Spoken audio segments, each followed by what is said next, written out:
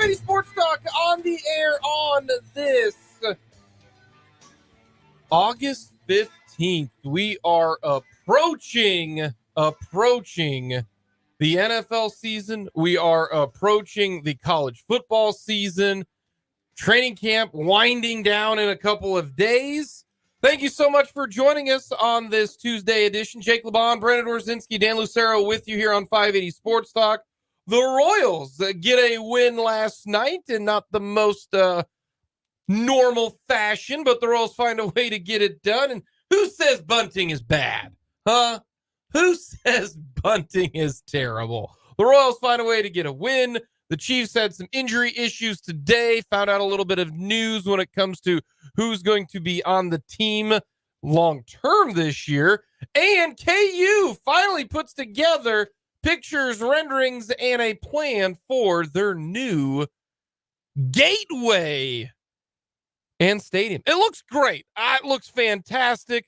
We will talk with Michael Swain of 24/7 about this and interested to get more kind of some specific details, but I think this looks awesome. I really, really do. Happy for the KU fans who are going to get a new stadium. It's going to take a little bit. This year will not be affected. Next year, it will look a little different. Construction while the season is going on. Never an ideal situation, but what else are you going to do? So we got so much to get to. We're going to hear from Andy Reid, hear from Nick Bolton. We will talk a little bit of the Royals, including Bobby Witt Jr.'s hot streak. So we got so much to get to on this edition of 580 Sports Talk. Let us know your thoughts. Hit us up on our text line, 785-272-9429. Also, go to our YouTube page. Very simple, very easy to get to. Go to youtube.com, search 580 Sports Talk, and you can interact with us on the comments section. Very simple, very easy here on 580 Sports Talk. So we'll get to plenty of KU talk, a little Royals in just a little bit. But the very first thing we got to get to today is the roster construction might look a little bit different for the 53-man roster, as today a few people went down with some injuries, and one big decision that we were wondering what was going to happen. I feel bad for him, but Jody Fortson placed on IR. He is not going to be on the season on the team roster this year. He is going to be done for the year. He's going to have shoulder surgery. It happened in the very first practice of full pads, and he had so much promise going into last year. Tears his Achilles. Now he's going to be done for the year. He does have one more year under contract and then a restricted free agent. So that's one thing that Jody Fortson does have, but now that opens up another spot. Does Matt Bushman make this roster? Yes. I think he does too. Yeah, sounds like it. Yeah, the Bushman's a lock. I mean, think he was tight end, 5? And presuming they're going to keep 4, he moves up to TE4 on the depth chart right now. So I think there's a pretty strong chance. We always kind of felt like there was a pretty strong chance they were going to keep 4 tight ends, especially in the absence of a fullback on the roster this year, kind of using Noah Gray / Blake Bell in what you would call that fullback or H-back role.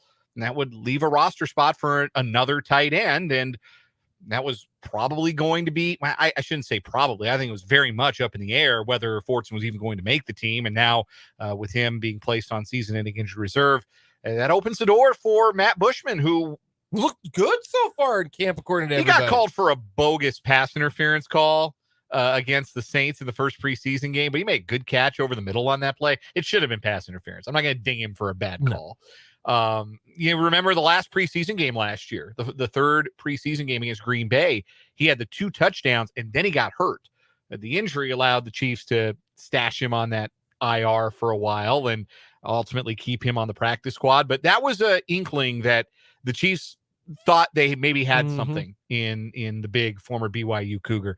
So, yeah, I think he's on the team. I think he should feel pretty good about being one of the final 53. Yeah, if anything, the person I think this helps the most is going to end up being Blake Bell. Yeah, see, I'm not sold on Blake Bell making the opening 53. I think they might only keep 3 tight ends because that's where they might put somebody else, depending upon what happens, because Blake Bell is a veteran. He doesn't go through waivers. They can have a deal where, you say, hey, Blake, we're not going to put you on the 53 so you could sign with anybody. But then what's going to happen is we will end up signing you and he'll be back. But I'm not so sure. I think right now, if I had to choose, I think I would choose Bushman over Bell if it came down to it. Yeah, it's a difficult pick to make between the two of them. I am with Dan. I do believe that this is going to end up being a 4 tight end roster again because of the fact that Noah Gray is going to be in a multifaceted role. Mm-hmm. We talked about this last week that you've got a real number crunch when it comes to the quote unquote skill position players now, because you've got the 5 or 6 wide receivers who are nailed on, and then there might be 1 or 2 that are fighting to get that 53rd spot.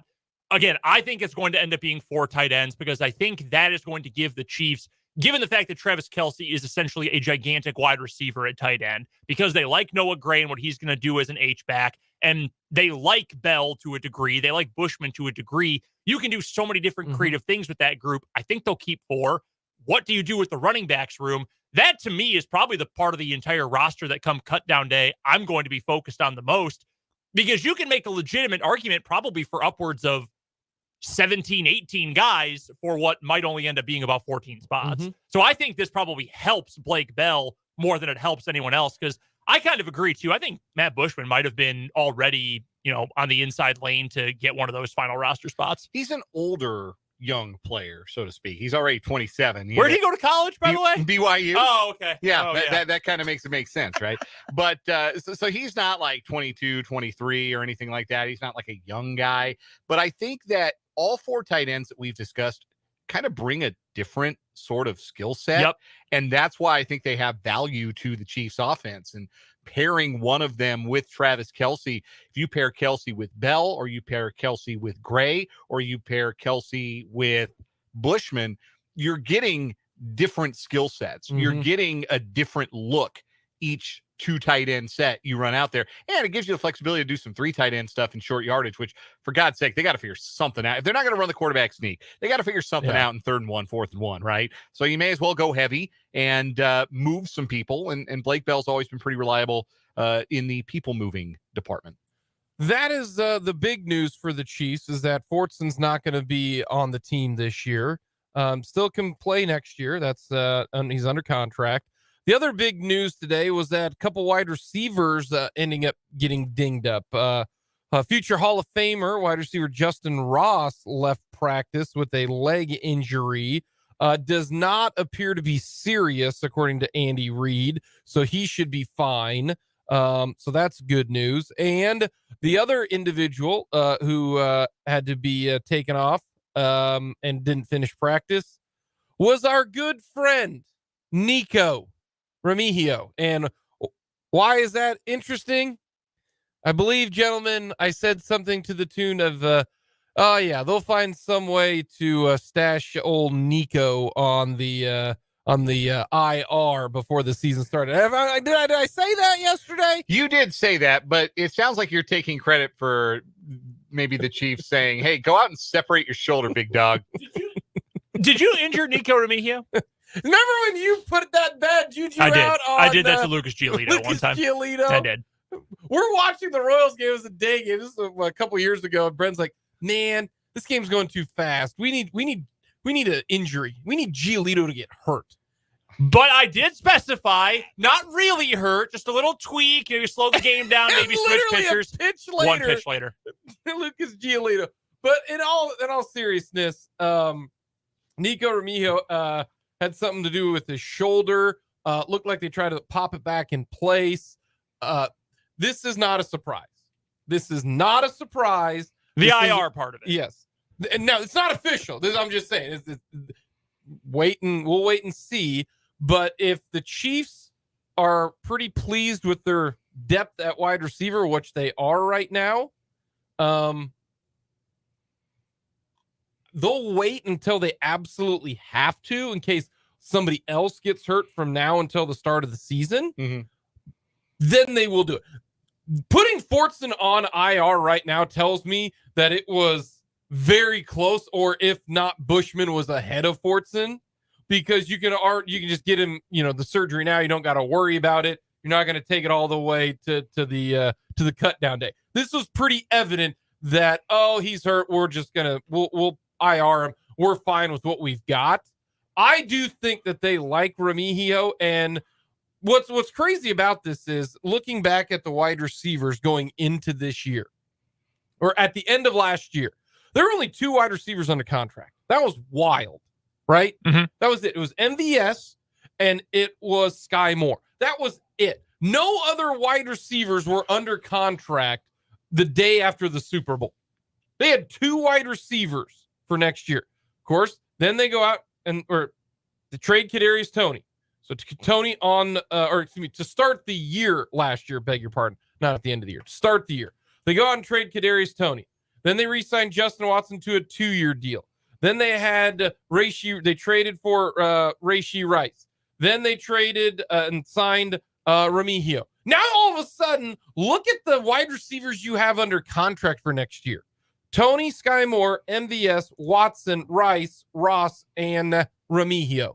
That's 7 already under contract. The only guy who's going to catch a pass this year for the Chiefs that's not going to be under contract already for next year is Richie James. That's it. Yeah, that's they true. went from at the start of the year last year to just Sky Moore and MVS to what you see as the wide receivers right now are going to be the receivers for next year. You get a little value there too, flexibility in this regard to value here, because you're planning to keep Kadarius Toney long term. I assume, given how the Chiefs have talked about him, they would love for him to be a long term piece for this team. Would love to give him another contract. Same thing with Sky Moore. You drafted him for a reason.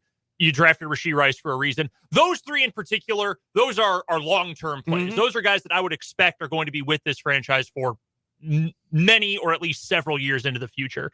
But beyond that, MVS, you can get out of that contract after this year pretty easily. You could have gotten out of it this year. You want to keep him around? You can. It's not going to cost you a whole lot. If you think $14 million, cap's going to go up, doesn't matter. That's nothing. In my opinion, that's not worth sweating over. You can restructure it.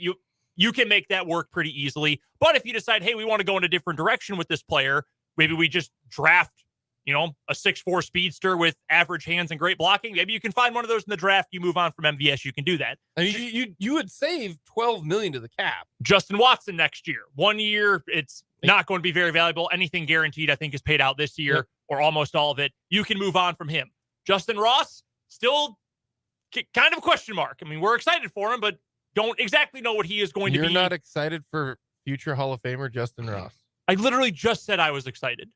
For the future Hall of Famer. I literally just said that. For the Hall of Famer. Anyway, there's excitement for him, but we don't know what he's going to be this year, let alone for multiple years. And then Remigio, hard to know as well. So you've got the flexibility where you can say we either have our entire wide receiver group set for the next 2 years, or we have the main 3-player core of it and then can build around them with other pieces. So it actually, in the span of just one offseason, turned into something of a long-term strength, as opposed to being what was, I would argue, by far their second biggest long-term weakness, which they also addressed in the draft with the edge group. Yeah, we kind of wondered if they might just piecemeal a wide receiver room together year after year and trust Patrick Mahomes to make it work. But there's obviously, I think, a benefit to having guys in a system for multiple years, having guys get comfortable at a spot, having your quarterback get comfortable with them.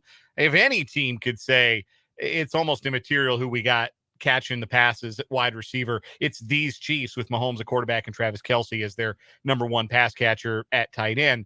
But I do think that the philosophy is not, we're just going to roll through wide receivers like the Tampa Bay Rays roll through relievers. We're just going to have 8 new ones every year. And if they blow up, we'll just go get another one. I think the only thing is I do believe, and I think we're all under the same assumption that the Chiefs have pass catchers, not wide receivers, tight ends, just whoever can get open and can make plays, right? Largely, yeah. That's, it's kind of like in the NBA now. You've got, scores, more positionless, and it doesn't matter. Like LeBron plays the point. Oh, well, no, he's not a point. Well, he brings the damn ball up all the time. As long as you've got a go-to guy. Mm-hmm. If you don't have Travis Kelce, then I do wonder how this wide receiver unit would be. And do the Chiefs understand that as well? I do think you can't just have a bunch of Joe Schmoes out there. You need at least one dude, whether or not he is a certain, example. You don't need Jamar Chase and T. Higgins, which is why I think it's going to be stupid if they pay both of them. But you need a T. Higgins. You need at least a guy, whether he's at tight end or not. And everybody's like, well, Jake, what about the Patriots? For a long time, the Patriots had Gronk, okay? That is a dude. That is a certifiable double team guy. You have got to double team Gronk. You need someone to be that guy. You don't need two of them, but you need one of them. And so eventually, when Travis Kelce and the Fountain of Youth and Father Time catches up to him, they need to have somebody there who is a Terry McLaurin or I'm not, maybe not to the length of a Jamar Chase or an AJ Brown, but you better have a Devonta Smith. You better have somebody who can, no questions asked, catch you the ball. Somebody you throw the rock to 150 times. Yes. You don't need a Tyreek Hill and a Travis Kelce, as the Chiefs proved that last year, but you need one of them. Sure. You got to have somebody, whether it's the tight end spot or whether it's the wide receiver spot. So that's the only caveat I have when it comes to the wide receiver position. I don't think you're going to, unless the Remigio injury was like a really serious one to his shoulder, and they're like, well, look, he's going to have surgery. He's going to have surgery. We're putting him on the IR. They'll wait until they absolutely have to, because right now, this is a group that, with Tony being potentially injury prone, you got to take it all the way up to that final cut down date. And then I do think they like him enough and they think he's good enough. They will stash him on IR.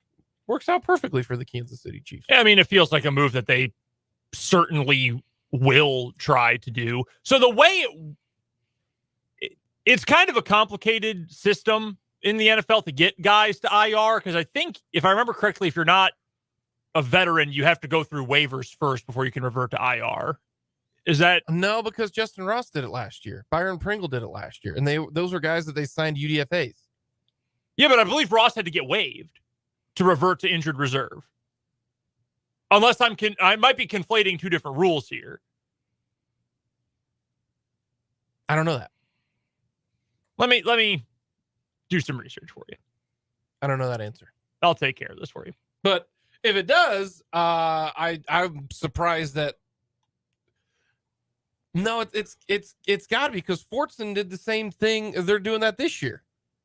He's not on his second contract. He's not a veteran. If they already put him on IR, he didn't put him on waivers, did they?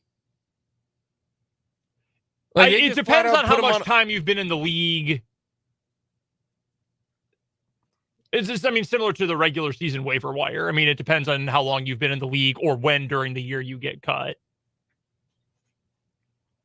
Well, let's see, because if that's the case, I don't think Justin Ross would make it through waivers. Yeah, and it's different when you are injured and you have to get waived to end up on the practice squad too, because there's a whole lot. That's why Ross, I don't think, is a practice squad candidate this year. I think he's either on the 53 or he's going to end up on someone else's 53. Oh, I think he's on the roster. Yeah, I think he's on the roster. I don't think there's a question that he's on the roster. They will keep 7 wide receivers. Would you rather keep Clyde Edwards-Helaire for this year or keep Justin Ross for 2 more years after this? That's a no-brainer for me. That's really, really simple. Here we go. When a team waives a player with an injury designation that puts them on the waiver wire, he still goes through the same waiver wire process, which allows the team to claim him, but you have to designate that this player has an injury. So the league says, okay, he's got a separated shoulder. That's why he got waived. If he goes through the waiver process without being claimed, you revert back to injured reserve. So if the Chiefs wanted to, for a player who has not accrued 4 full seasons, like Remigio, if they want to put him on IR, they need to waive him first, have nobody else claim him, and then after 48 hours, he would revert back to the Chiefs injured reserve. But if And because of the injury, I assume no one's going to claim him. Yeah. Pick him up. Yeah. That would be a wild move to claim an injured, undrafted free agent. That would be wild. We got plenty more to get to coming up. K-State Hoops was in action. Also, they just added another player to the roster within the last half hour. How about that? Samford. That's right. We will get into all of that. Plus, we'll talk a little Royals baseball here in this 2:00 hour here on 580 Sports.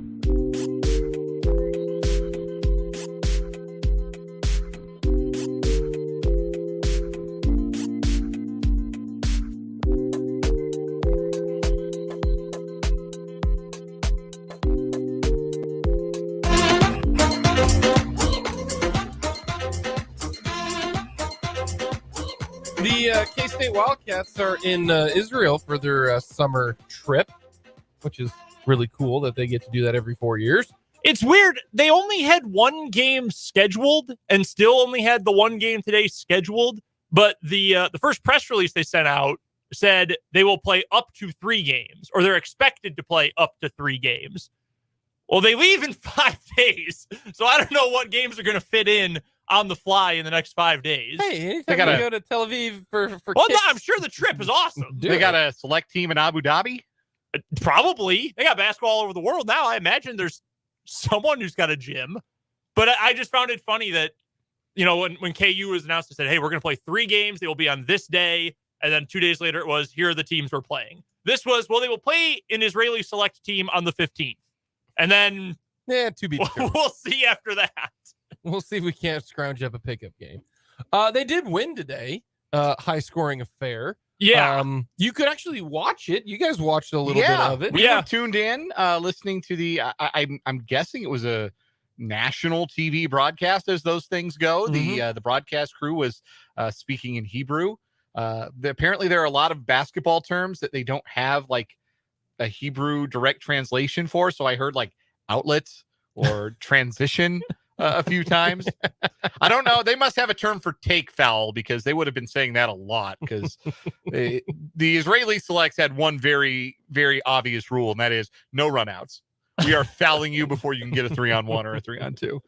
Hey, it worked. It did. There were many of them. K-State did not shoot well from the free throw line and had to scrap out the 7-point victory. I had a longtime listener, Ryan, our pal from Omaha, send me a Twitter DM during the game and say, should I be freaking out about this? Because K-State was only up 1 at the half. They were down 3 with about 2.5 minutes to go. And then they went on a 13-3 run to finish the game. Yeah, Cam Carter and Arthur Kaluma hit back-to-back threes, big shots there in the final 2 minutes. But the answer is no. Scrimmages are messy. They're sloppy. That's to be expected. It's your first game together. You're trying new lineup combinations. You're playing pros. That's another thing here. Like, Israel's best player was known as the Jewish Larry Bird in college. Yeah. Ryan Terrell, and is now playing for Detroit's G League team. Dude could play. Yeah, he was...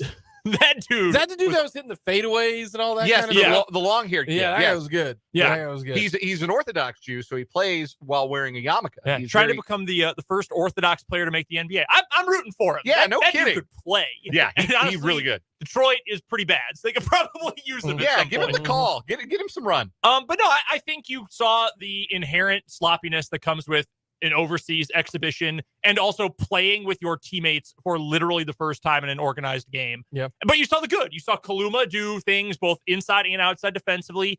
Perry was a little spotty with the shot, but he's a playmaker. And I said this to Dan while we were watching, probably late third quarter. There will be times this year where K-State's offense is in the mud and the play in the huddle is just Tyler, go make a play. And he is going to do it. And that's what he did at North Texas. And I think he'll do that for K-State. I think he had 6 or 7 assists in the game. 17 points. Yeah, they're fine. It was about what I expected. I thought it was interesting to note that R.J. Jones and McCaleb Rich got a lot of run with the starters. They're not like a real full roster. They weren't running like a bunch of walk-ons out there. Like there wasn't like a lot of minutes that would have gone to Nate Aubrey if they had a Nate Aubrey equivalent on this roster. But like RJ Jones got some run, showed a good 3-point stroke. McCaleb Rich looks very athletic and could be a really interesting pairing at the 4 with Naquan Tomlin and some small ball. And they also have the big dude. Colbert is huge. Yes. He's very big. Didn't play well, but he's big. He's big. J.J. Ames had a good first half, too. He was one of the standouts in that first half. Other news today for the KU Hoops program.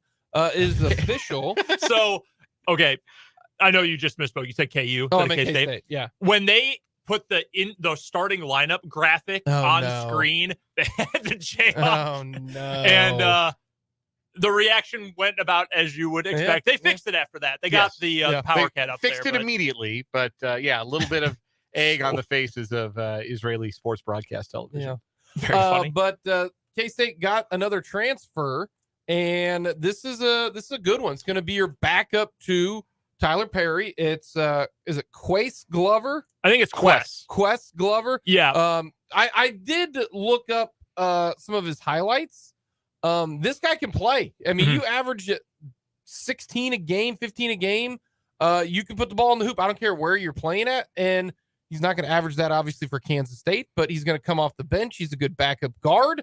And now they just have one scholarship player remaining. Don't know if they'll use it, but this is a good situation to be in because you really didn't have the backup to Tyler Perry. You didn't have a Desi Sills. No, you didn't have the backup. Yeah, when it comes to team construction, Desi Sills was obviously so important to Kansas State last year because he could play either guard spot. He could come off the bench or start. He could give you starters minutes. He was a veteran, played a lot of college basketball, and really meshed well, even as a transfer with the rest of the roster. And that's what the hope is with Quest Glover, that he's got a similar kind of impact to this year's roster where, again, now that you add another veteran guard, that was always the goal, is to add 2 veteran guards. They were sitting on 1 there for a long time. And now Jerome Tang has his 2 veteran guards. That means he has to lean a little less on R.J. Jones and lean a little less on Day-Day Ames and Dorian Finster. And whatever you get from those guys who are all freshmen is a bonus rather than something you've got to have on a night-in, night-out basis in the Big 12. So Glover's a really interesting case. This was rumored to be happening last night. It was just made official this afternoon, right around the top of the show. So I was doing some research. There's actually a post right now. If you want to learn about Quest Glover, go to our website, 580wibw.com. It's the first post right on the top of the page. Just click the Power Cat. You'll be right there.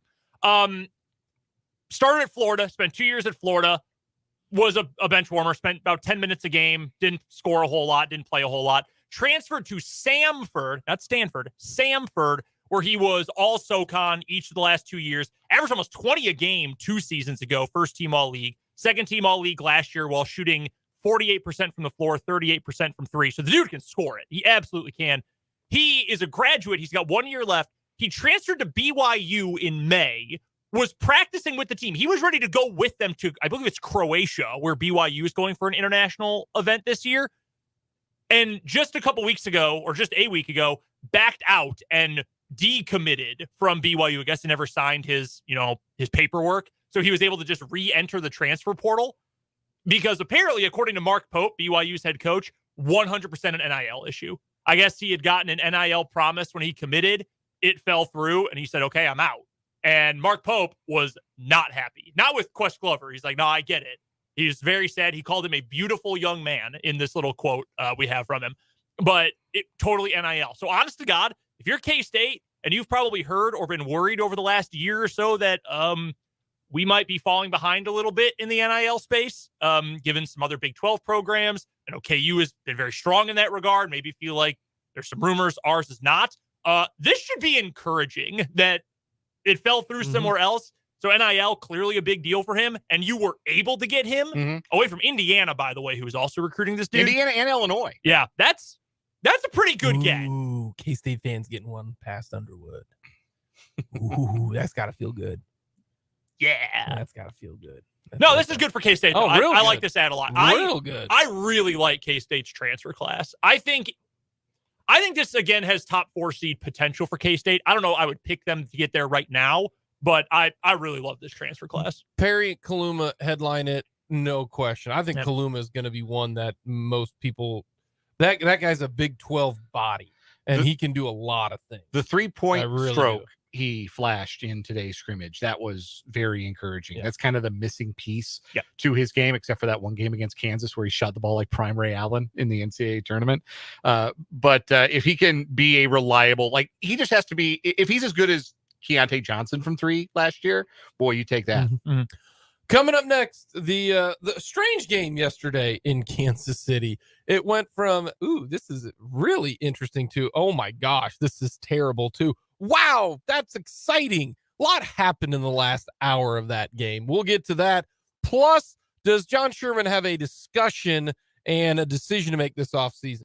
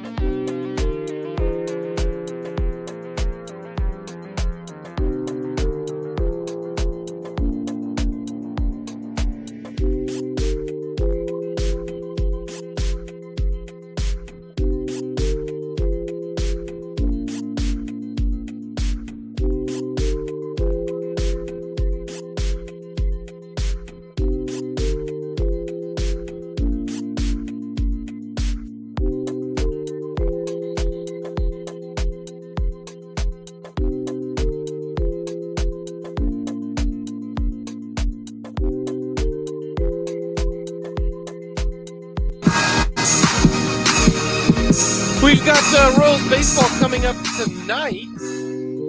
Royals trying to get back-to-back wins as they took care of business against the Mariners yesterday. And what a fun, wild, emotion type of game. It was really fun for 7 innings, then really devastatingly sad for like half an inning, then a lot of fun again at the bottom of the night. Brady Singer was shoving mightily, and then He was going into the 7th with the no-hitter, and he was pretty efficient. If he would have gotten through the 7th, he would have had a crack at it. He really would. They would have given him a real strong look at it, I think, in the 8th. I wish he hadn't thrown a slider to Canzone. Throw the changeup, man. I know he hadn't thrown a lot of changeups last night, but golly, left-hander, 2 strikes, floated out there. He just gotten a strikeout on the changeup. That's what stunk about it. It was the 2-strike hit that broke up the no-no. So then, the Royals are up 5-0 still. Hey, life is good, not an issue. Singer gives up 2, and then you got kind of the meltdown. Bullpen gets messy. And then in the 9th inning, I can just hear Denny Matthews late in the game, leadoff walks. You had 2 walks, both came around to score, and now the Royals are down 6-5. And you're just like, how did we go from no-hitter watch to now down 6-5?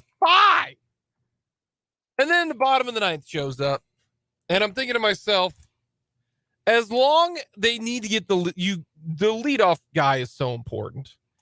If you can, and they had Bob Witt up there, and I'm like, if they can just get Bobby on base, he'll steal second, because you got to try it at least, and maybe we can tie this thing up 4 extras.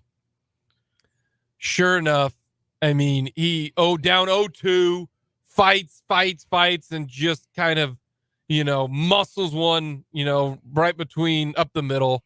And I'm thinking, I thought to myself, they're gonna at least tie this thing up.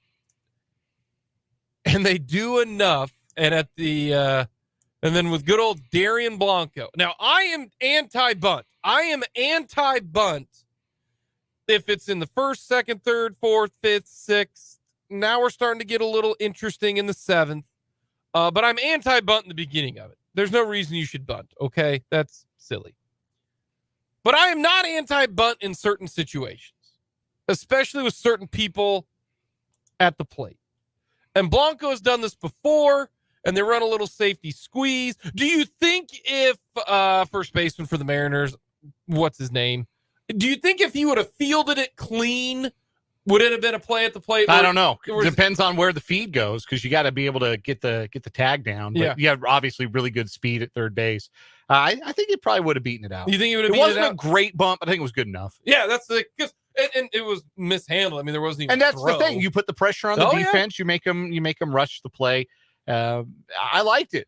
Good little piece of baseball to win a game. Anytime the Royals win with speed or small ball, it makes you remember happier times. Oh yeah, I mean that was put the ball in play, and that was the fun walk-off win, getting 2 runs in the bottom of the 9th. That was fun. That was a lot of fun, and the fact that right now 2 of their most important players on this team are absolutely destroying it in Garcia and Bobby Witt Jr. Both of them had excellent games.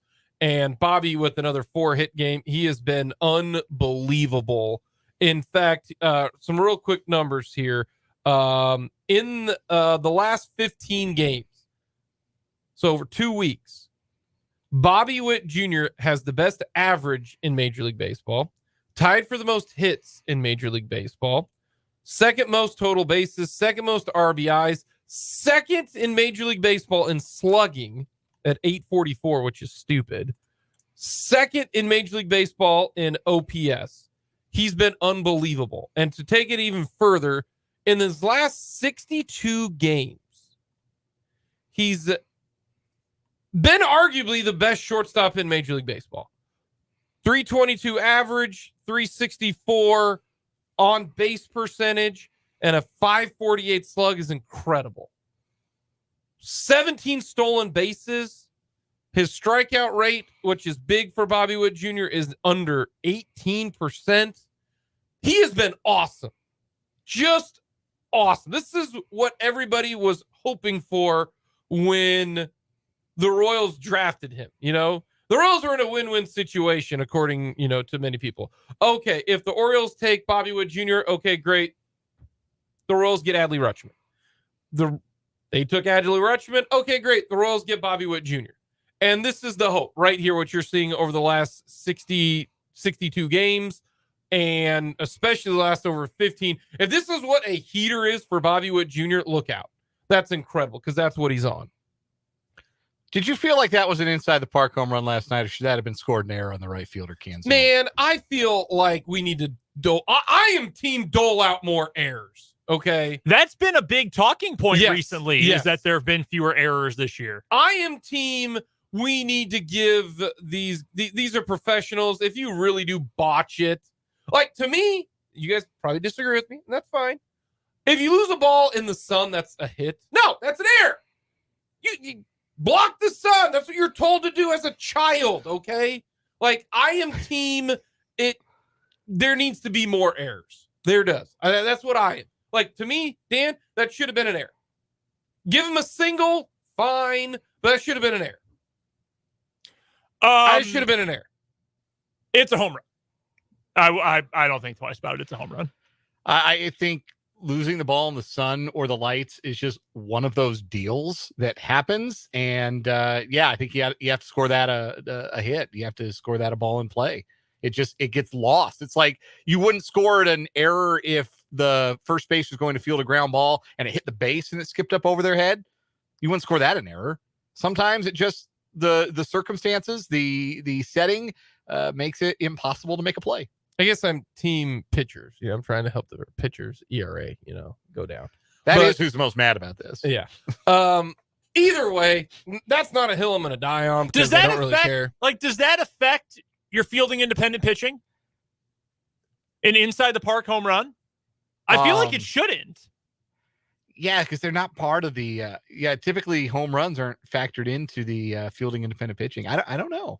I don't know how that fits in the formula. Because while I would say it's a home run, there's no denying that the fielding contributed to that being a home run. Right. So I feel like that should be excluded from your FIP. I don't know, if you will. I'm gonna get down a baseball nerd wormhole on that question. I feel like during the next break. Call Jay Jaffe. The big surge from Bobby Witt Jr. is now bringing back the good old extension talk. If this is now 62 games. He had a good stretch at the end of last year. The question is, can he do it to start the season? But if you are the Royals, to me, there are three big questions right now. One of them involves Bobby Witt Jr.'s camp, and the other involves the Royals. The other two. I'll start first with the Royals. Should the Royals offer Bobby Witt Jr. a big-time contract? We are talking the contract likes that what the Braves have doled out, to seemingly every single player that they have. The Julio Rodriguez's type of deal where the minimum is what? I think it was $260. The maximum's $400 if he hits all the escalators, which he won't. Those type of contracts. And number two, do they simply just do that for baseball purposes? The second one, do you need to do that to get maybe some good graces for this whole stadium move? Hey, look, we're investing in this ball club. Look, we care about this. We are going to do this. Does John Sherman have to pony up some money to show everybody, hey, look, I'm here to try to turn this around? Because the generic fan doesn't give a what about how much money that they spend. They just need to win. If you win, everything else falls in place. So, two questions. Do you put together a contract right now after 2 years and this offseason for Bobby Witt Jr. if you are John Sherman, yes or no? Yes. Yeah. I mean, for baseball reasons, duh. Okay. Yeah. You I would say something in the neighborhood of 6 to 8 years where you buy out a couple of years of free agency. You can still get to free agency early in his 30s after a this is his age 23 season. Mm-hmm. So 6-year deal would cover 2 years of free agency and he would be a free agent by the time we hit 29 or his age 30 season. 8-year deal, his age 32 season, he could still get one more big payday. But you also buy out his prime years. Do you do this because you know what, the Royals have handled this so poorly. Is this something that they need rinse and repeat that they need to do to help? It wouldn't hurt. Fan It sure as hell wouldn't hurt to show this fan base that there is a larger interest for John Sherman beyond just having a little baseball palace for himself that he can also sell the real estate for. I mean, yeah, it'd be nice, but I don't know. Like, the next time you show me a baseball owner with shame will be the first time. Like, I am extremely cynical about ownership specifically. I mean, really in all major sports, but especially in baseball. Like, yeah, logic would tell you, sure, if you want to get some good graces back on your side, guarantee that the best player on your team who's got the chance to be an all-time great for your franchise, get him under contract, get him to be a part of this team. Make sure people know, hey, when I go to the ballpark for the next decade, I'm going to see Bobby Witt. I'm going to see a superstar. Sure. That'd be brilliant. But I do not trust a baseball owner to do the right thing. Hold on. So you're giving me two answers, and I just want one. Like, if you were John Sherman, you would do this.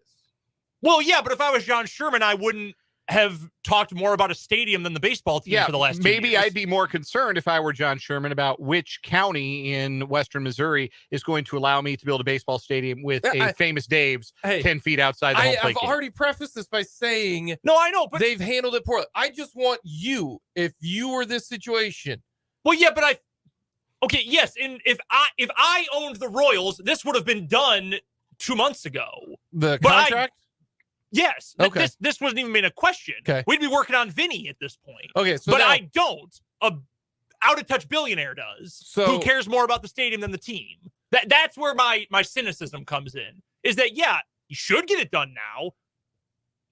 I need to have a reason to believe it will. And until then, I'm not going to think it's going to get done. Until the Royal, what I would do and what I think are going to get done are two completely different things. I need to see it to believe it.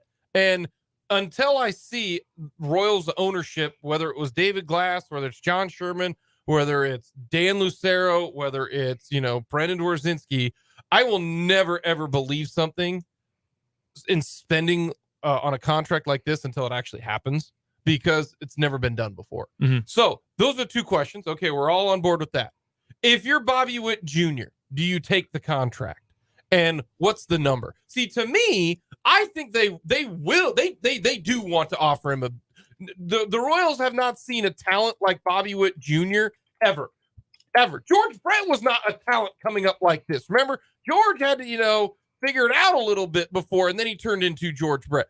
Mike Moustakas and Eric Hosmer and all that were not Bobby Witt Jr. They were not.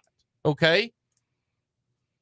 If you're Bobby Witt Jr., do you take what's the number? Is it 250? If I offered you Bobby Witt Jr. right now, 8 years, $250 million, are you taking it?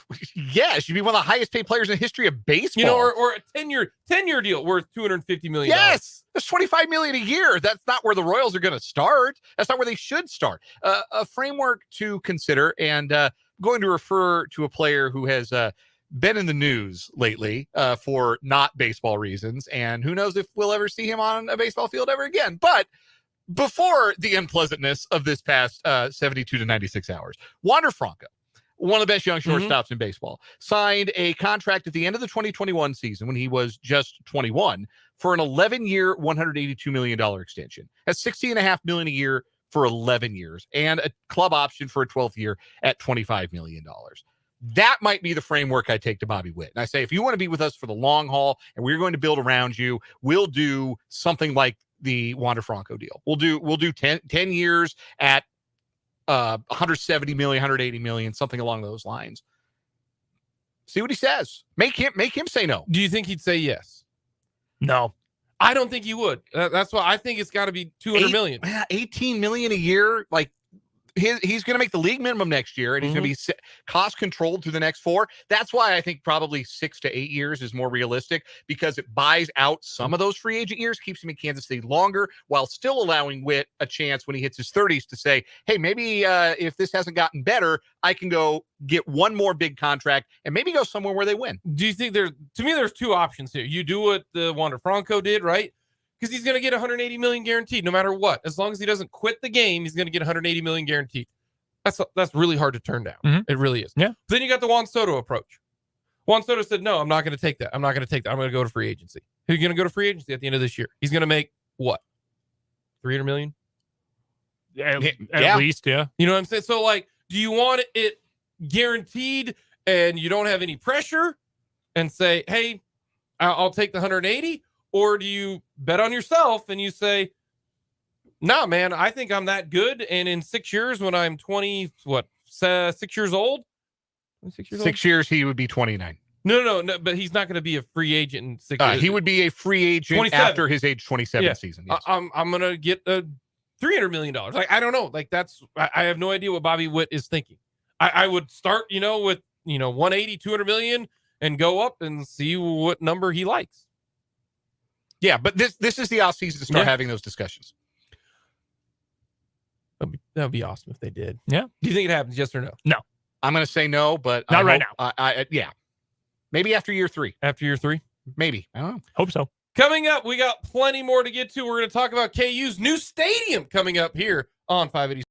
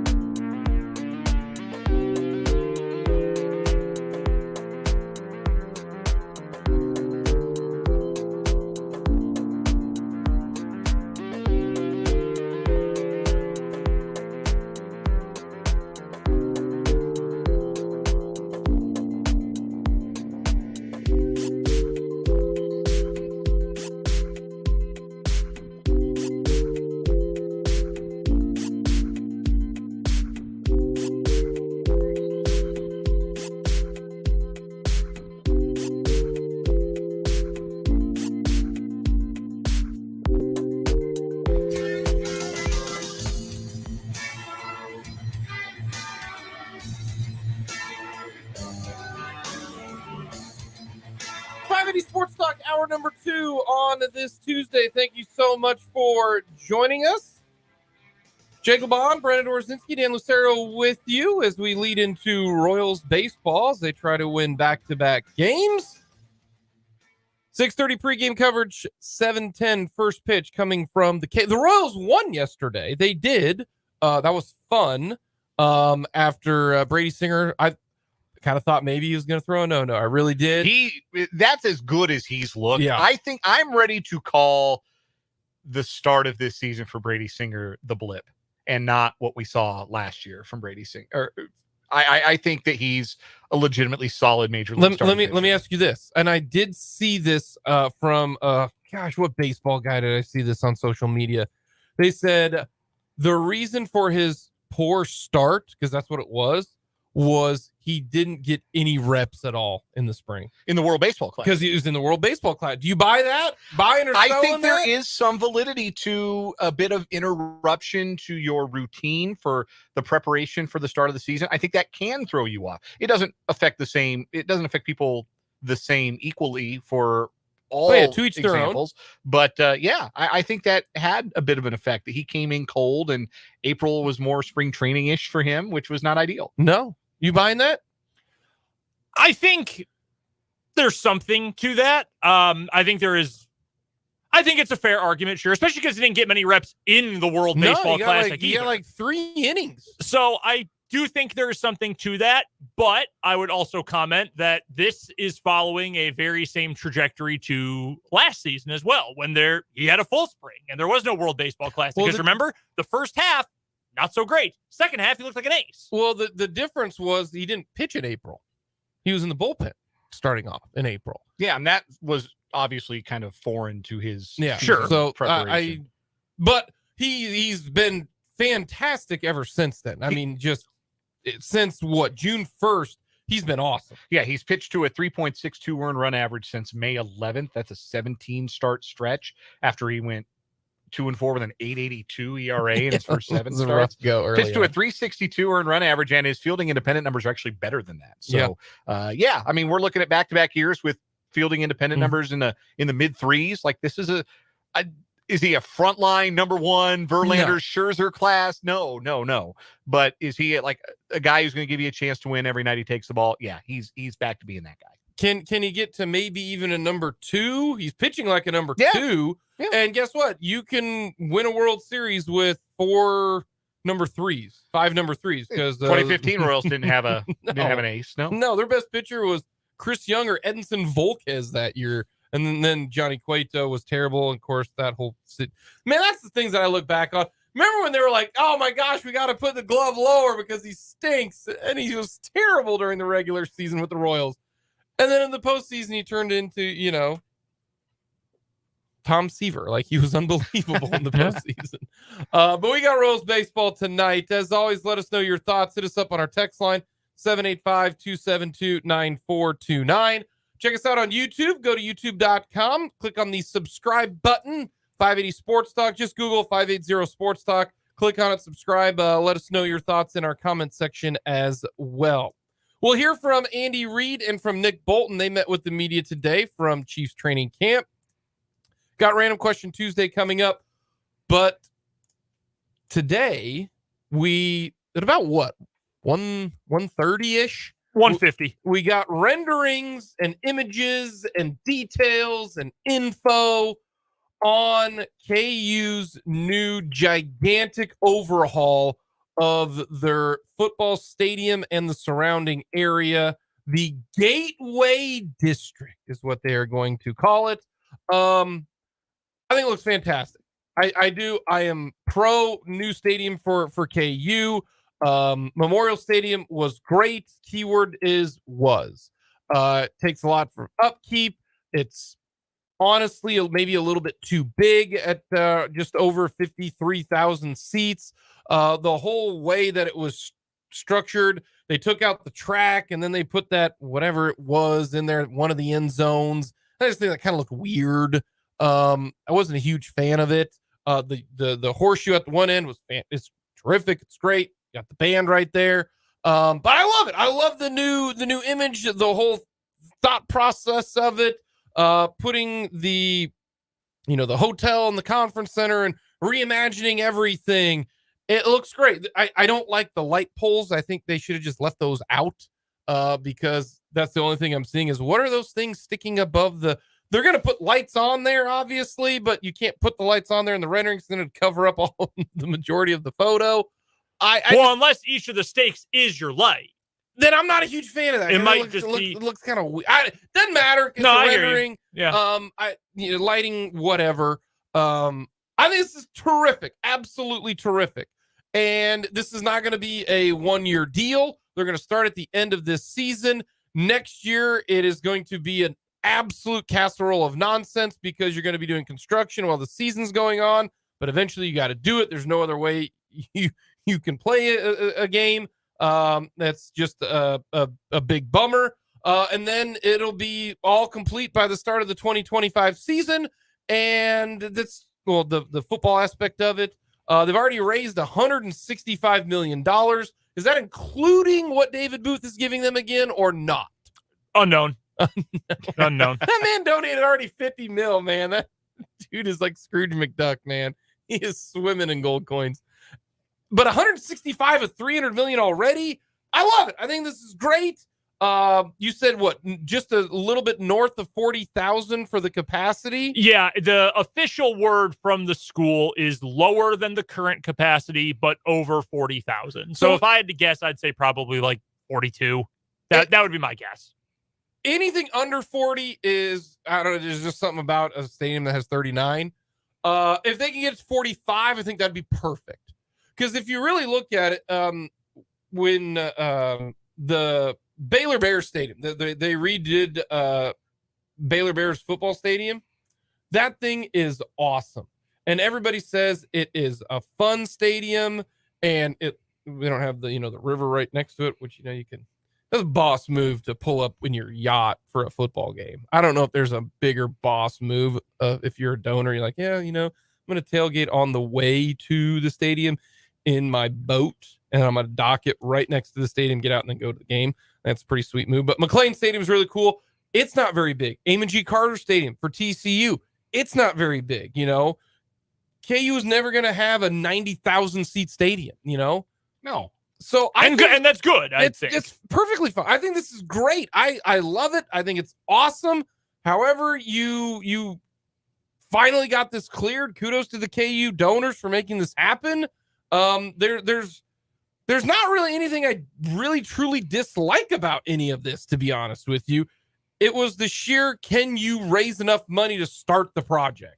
And they're over halfway there, 165 million by the time it starts, probably maybe Dave Booth gives another 50 million. And there you go. You got 210 million. You're 65, 70% of the way there. You're good to go. This is fantastic. Their big rollout, who's who is over there in Lawrence right now. The governor was just speaking. I see no negatives to any of this. I really, really don't. Athletics are the doorstep, the front porch of your university. All right. Nobody publicly, that you hang out with is like, oh my gosh, our biology department is just kicking ass right now. Nobody says that. 40,000 people don't come to your campus on a Saturday afternoon to watch the biology department.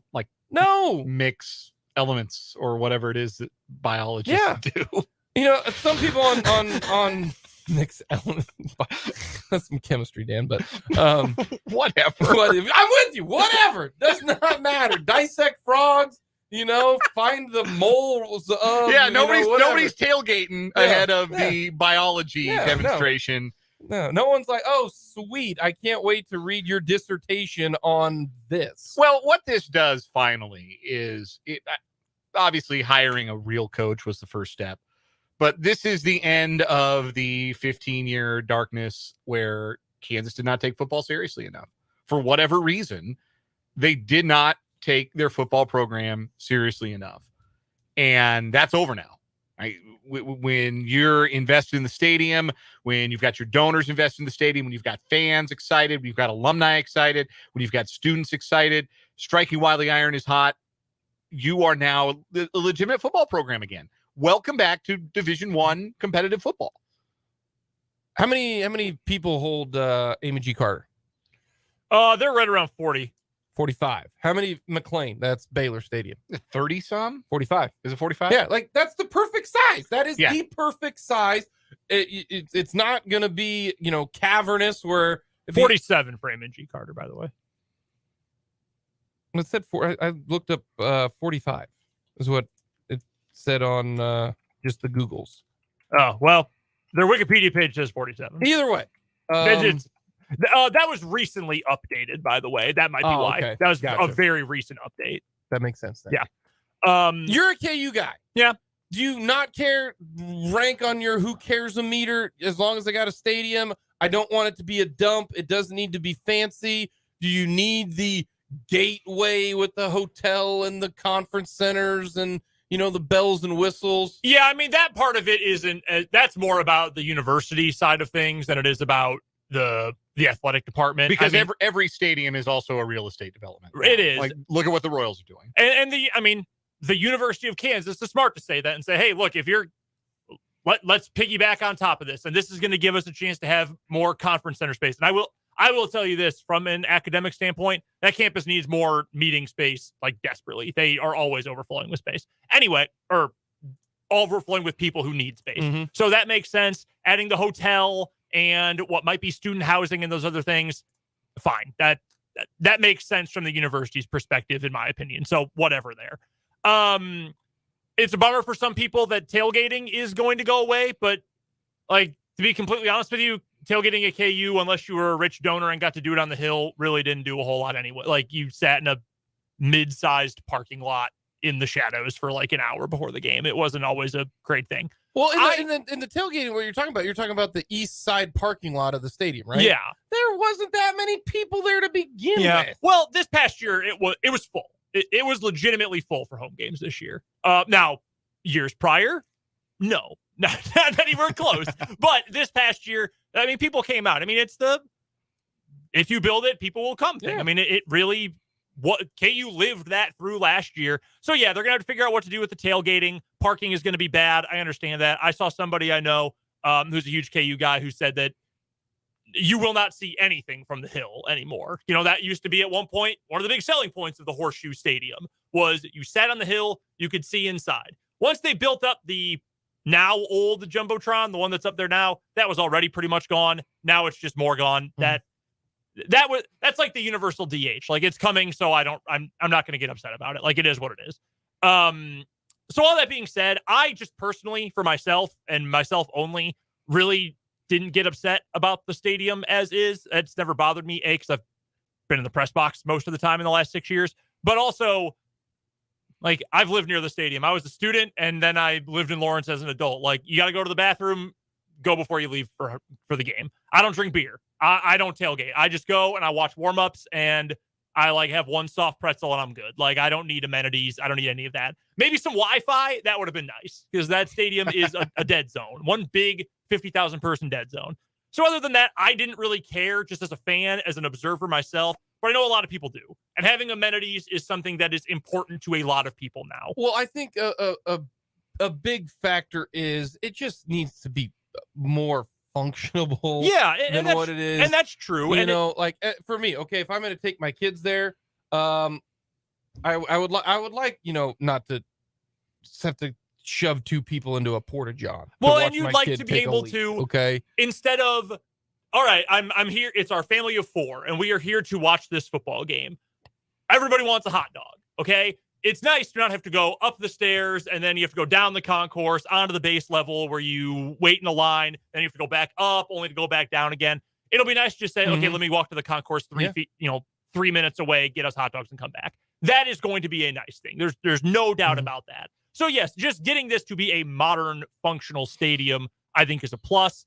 I think it is a good thing to have fewer seats, honestly, like from a sports business perspective, because easier to get a sellout when it's 45 instead of 50, to be honest with you. And I know they're adding club seats, so the donors will have nicer places to sit and all of that. Hopefully the south end zone looks a little less junky, because, to be frank, it kind of has. That was the thing that always bugged me about and I get that aspect of it. No, I think that's fair. And the renderings looks great. And you got the Anderson family complex, the where their locker rooms and everything. they'll run out, and it'll be it'll look a lot like K-State's, where you run out from the, the southwest corner, and you run out there, and it's going to be fun, and it's enclosed, and you put the Jumbotron above the people. It's going to look good. The Anderson complex is going to eventually be connected to the stadium, so it's not the outdoor run anymore. No, I mean, I think this is it's an overall net positive for the program. And like, if you asked me at the very top, like, where is this on your list of caring and priorities for the program? Being a non-embarrassment on the field is number one. Well, you've already done that. Accomplished that. Yeah, checked off. Then it's keep Lance Leipold and keep the staff. Then it is continue to recruit well. In the process of doing that, you got the extension done. You have hit the benchmarks of we need to have progress on construction and progress on stadium plans by December of this year. Boom, you're well on your way to doing that in the Leipold contract agreement. Awesome. Recruiting, KU has its best recruiting class ever lined up for 2024. That's in the right spot. Then you can get in, I think, to other things. Improving the weight room, improving the locker rooms, improving the stadium, essentially building a whole new stadium. I think this is following a very natural order of improving the program and the program standing. So no, I really have no complaints. The only thing, and this is very much a me thing because I care about history and I care about sports history and university history. This is one of the oldest stadiums in the country of any sort, and especially for football, and especially west of the Mississippi River. I would love for at least some of the original facade to stay, whether that is just in the north end zone, in front of whatever the new buildings they're putting there are, or, part of what's on the west by the practice facility. I would like some part of the war memorial to stay up. That is my one personal request. Other than that, though, could they build inside it like they did Soldier Field, Chicago? Kind of use the old facade as a skeleton. I would hope so. Hopefully, it'll look a little nicer than Soldier Field does. Yeah, that looks like a giant saucer landed on top of it. But no, I think you're right, and I hope they do some of that. But one way or the other, I mean, I don't know how you could look at this as anything but a net positive. Here's if I am fully on board. I'm not a KU person. I'm not a KU grad. This is where you care more about that stadium than I do. Okay. If they can keep some of the old stuff that made that stadium so unique to its own self, then do it. But if you're keeping concrete to help support stuff, no, that's got to go. Like this is I agree with that. When they tore down old Yankee Stadium, and I can't believe we have to say old Yankee Stadium, but when they tore that thing down, there's only two buildings right now in the sports world where I'm like, maybe three, because I do like the movie Hoosiers. Like, it's Wrigley, it is Fenway, and it is Hinkle. Like, Allen is for KU fans, like, they will riot if you do something to Allen. But I think it's just, if they tear down Yankee Stadium, you can tear down damn near anything. You and Fulton and I talked about this a while back when some of these things are first coming out. Like, hey, here's what the plan will look like. Like, Lambeau Field is probably as close in the NFL as you'll get to one of those cathedrals. Yes. But Lambeau was built in 1957. It's the same stadium, but it's not really the same stadium. Like, they have renovated it and built it up so many times that it is different. So there's ways you can do this tastefully and tactfully. Yes. Without just making it a big, ugly, super modern thing.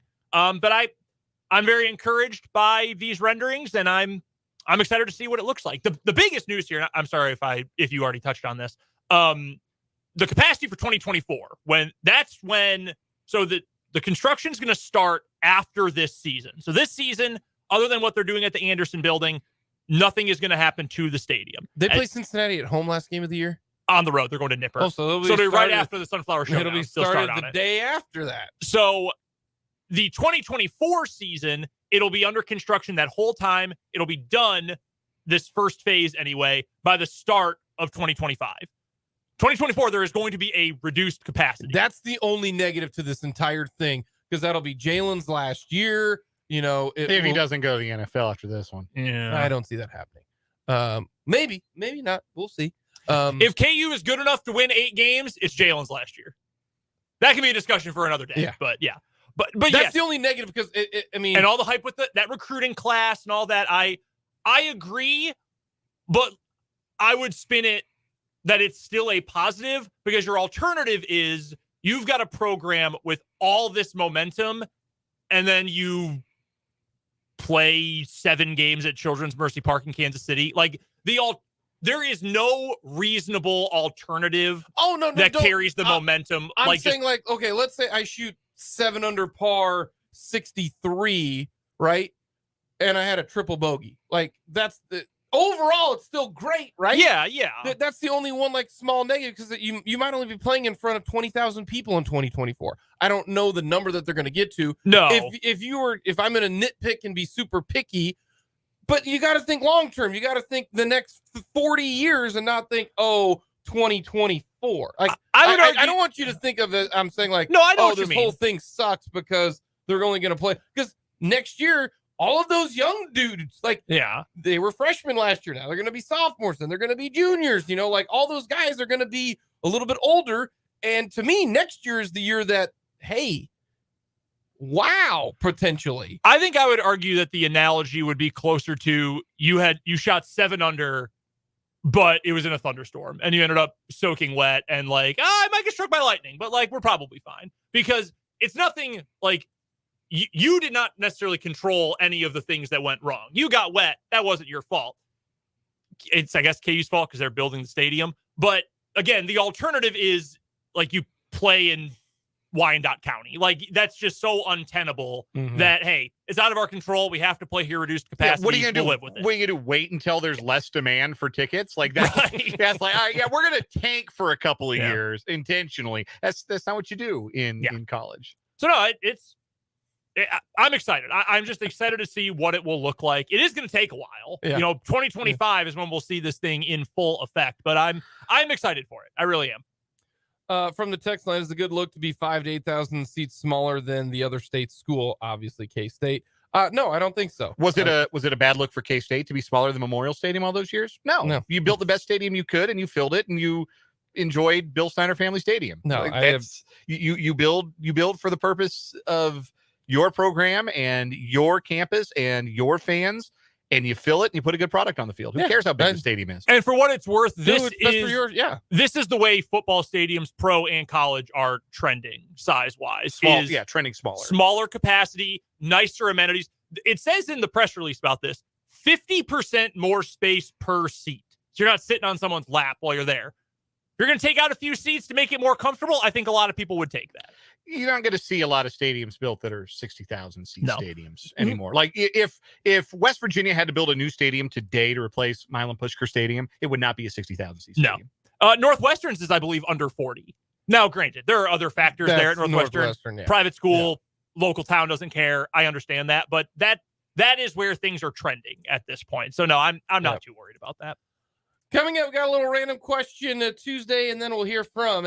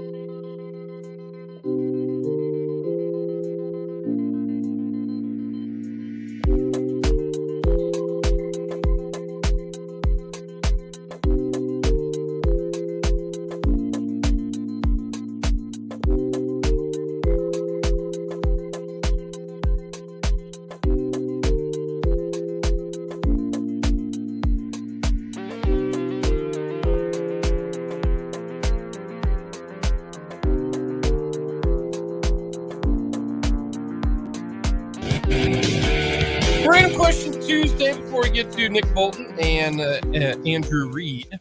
Alrighty. I had barbecue today for lunch. You only get one side for your barbecue. What do you choose? Not like in perpetuity.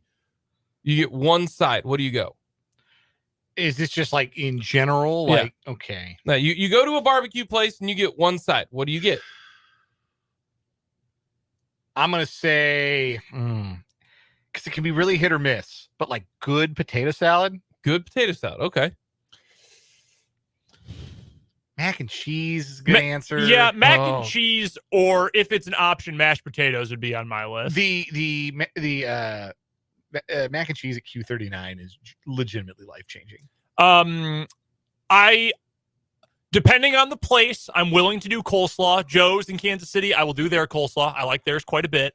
Some places do fries.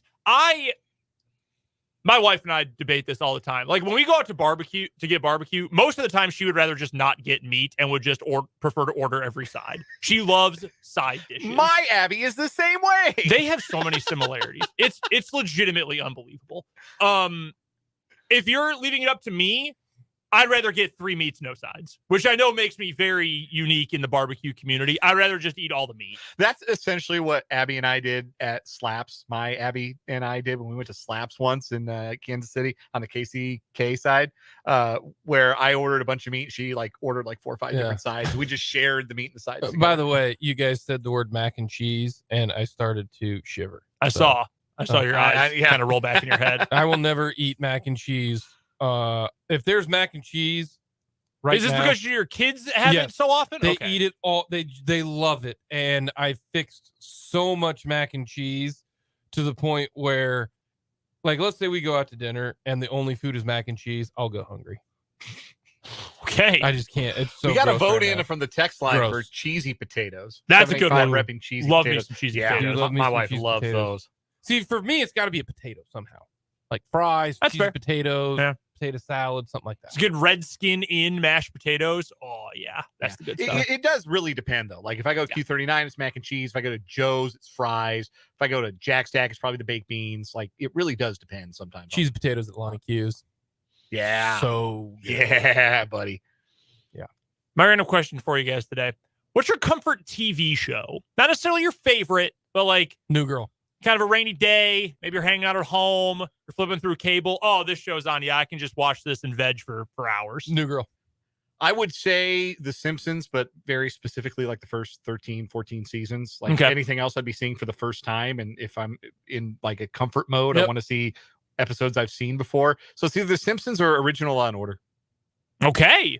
That's a good one. I watched so much, during COVID, I watched so much Law and Order. I had YouTube TV back then. This is before I moved in with Abby and went back to cable. But I had YouTube TV and I just told it, record every episode of Law and Order that's on television. And I think I probably got through 16 seasons of Law and Order. You got to have something that's not very heavy to me. Law and Order can be. I've never watched Law and Order. I'm not a Law and Order guy. This is regular Law and Order, not SVU. No, right? not. Okay. There is nothing. That's heavy. Yes, SVU is extremely they are on 10 at all times. Yeah.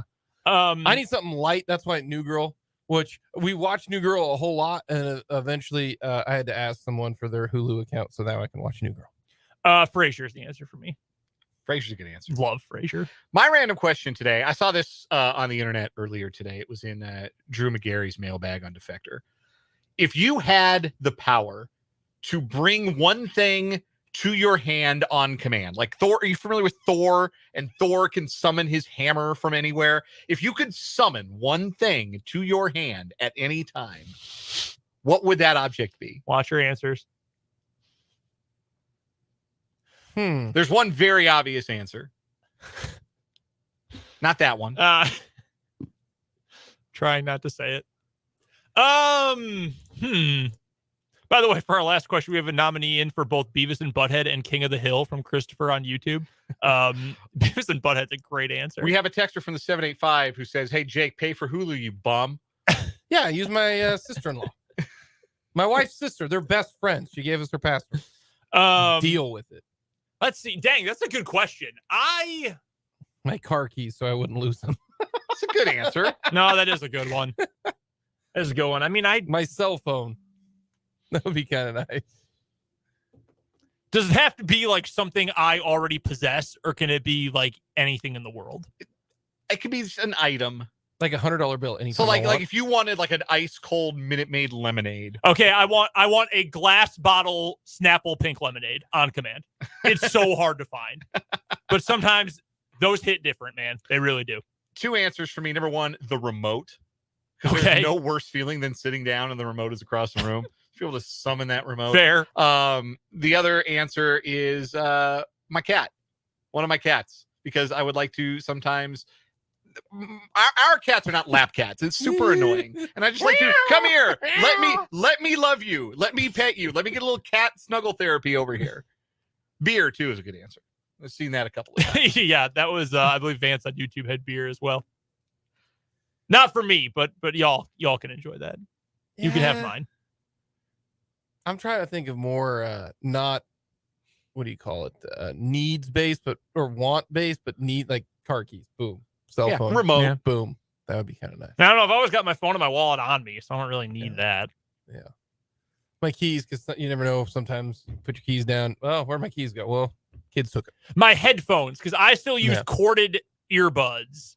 And in my pocket, tangled mess. Yeah. Tangled mess. But if I can like leave them out on the table and then summon them when I need them, untangled. Coming up next, we're going to hear from Andy Reid and Nick Bolton here on 580 Sports. No, he did it. He I'm did Jim it. Chesko with your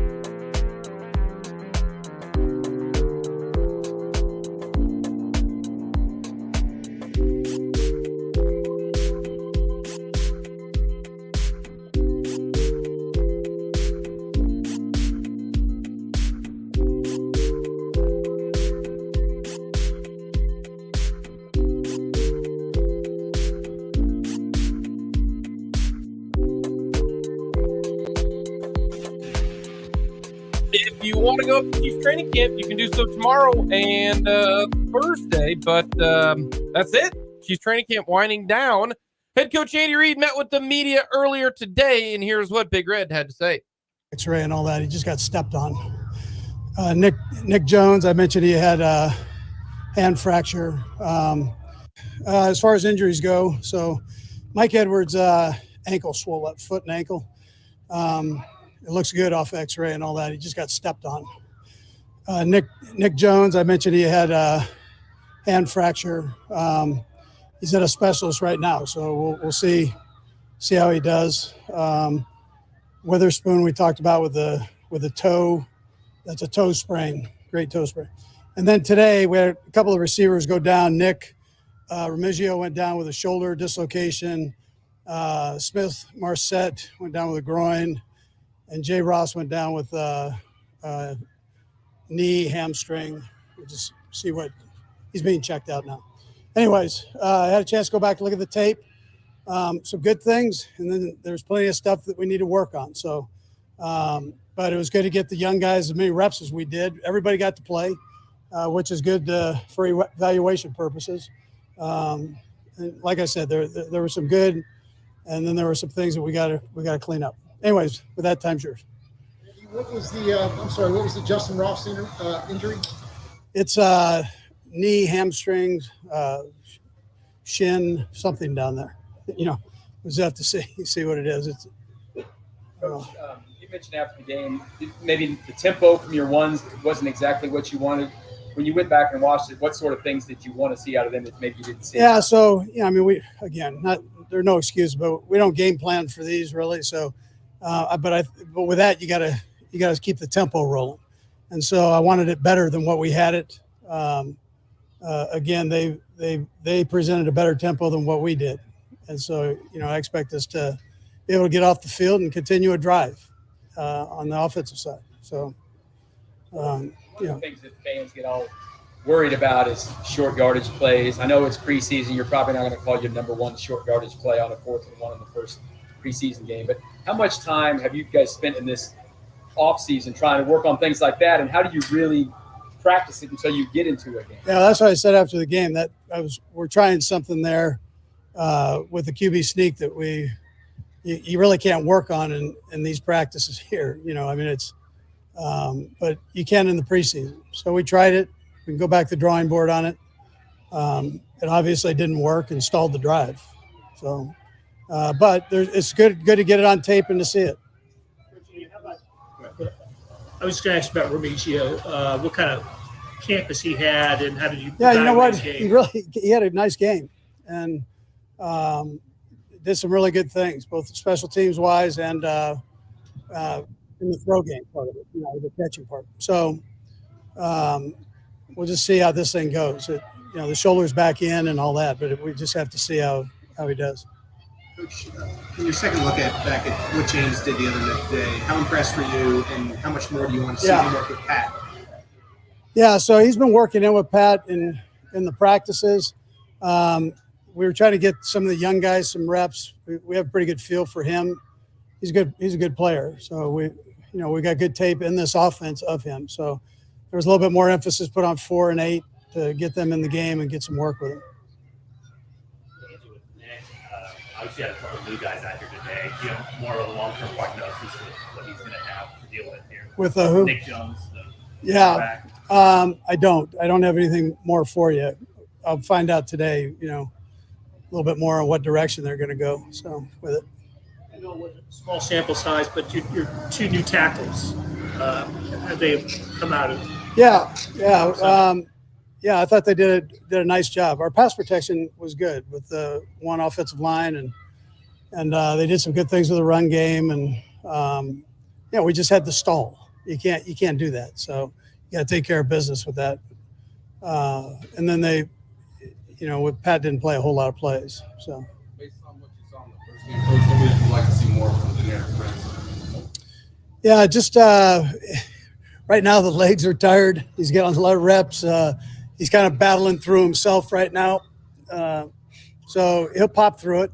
He just keeps pushing. He'll pop through all this and then and be able to get his pad level down, eyes up, and go. But he's got some more opportunities here, so I think he'll be all right. Coach, Nick Bolton entering his third year, coming off of a very good season. What have you seen from him in this camp and maybe even in the first preseason game, the unlikely development of this game? Yeah, well, I like his leadership. Obviously, he's got a good feel for what we're doing. So he's a good football player all the way around. I mean, I don't know what to add to that. I mean, other than he does a nice job. And really, last year I thought he played an all-pro level. He's just, people know who he is now, and he's gonna have to step up, obviously. But he's always been willing to do that.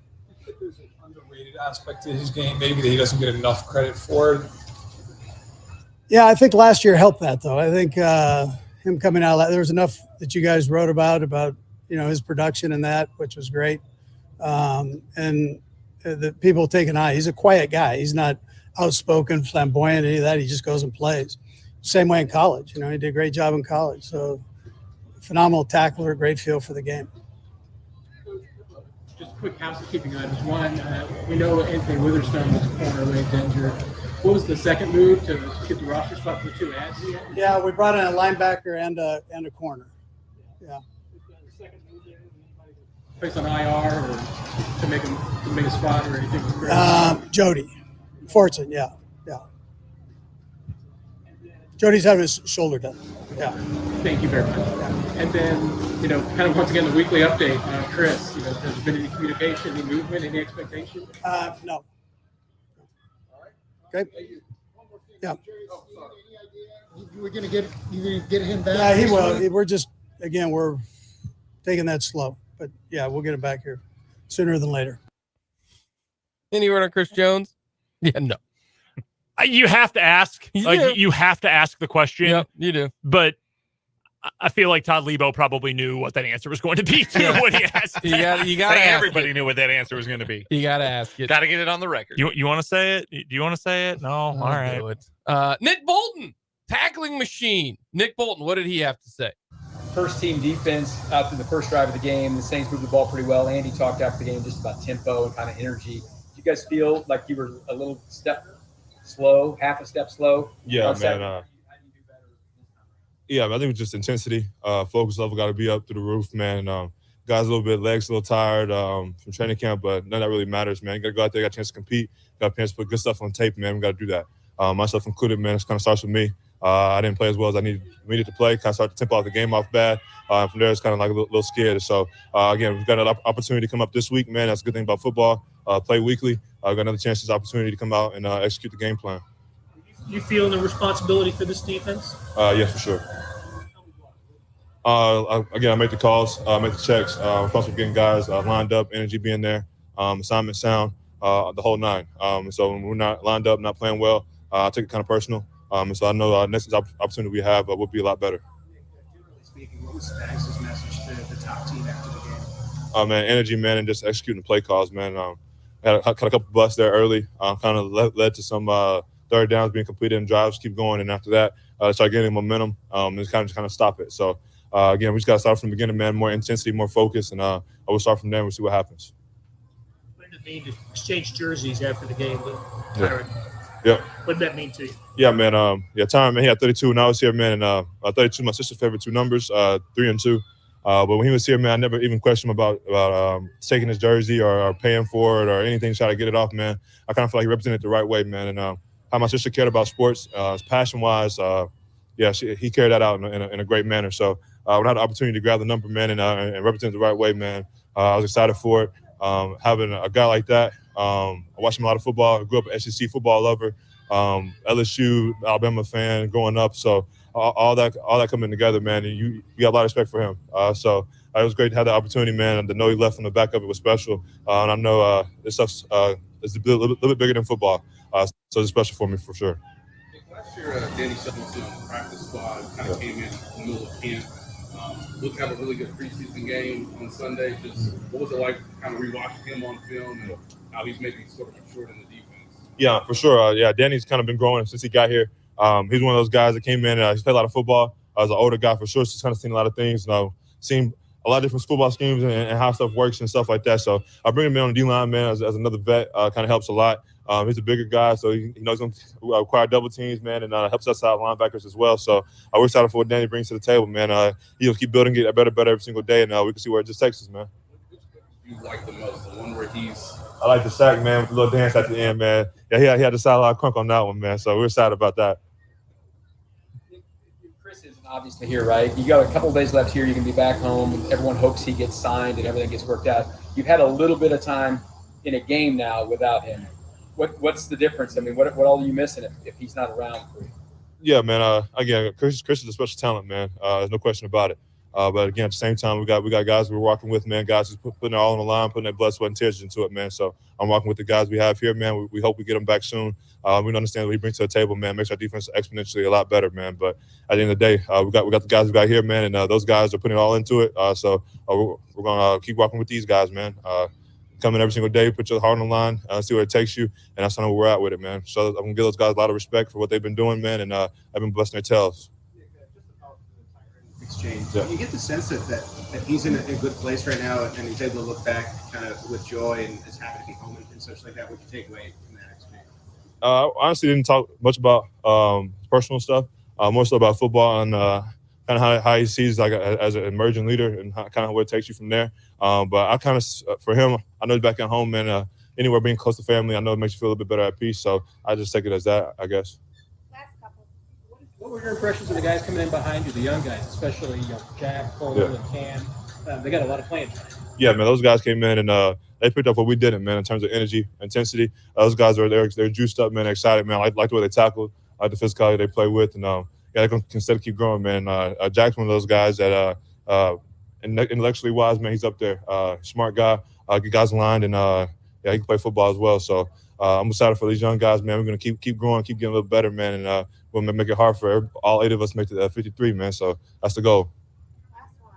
Nick, I don't know how much you've been able to pay attention to Mizzou football, but a huge signing yesterday with Williams-Winery committed actually to Mizzou. What do you like what they're doing out there in Columbia? Yeah, man. You said where's he from again?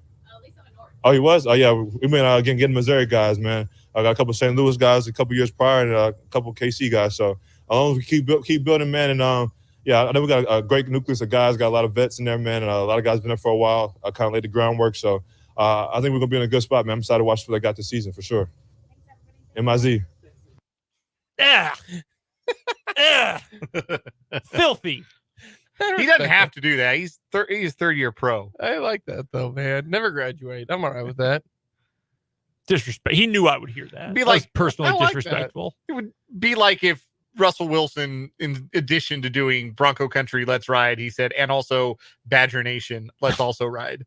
Badger Nation, let's burrow in the mud. I want Felix and Udike Uzama to be like Ema. KU Rock Shop. That's fine. Those two are fine.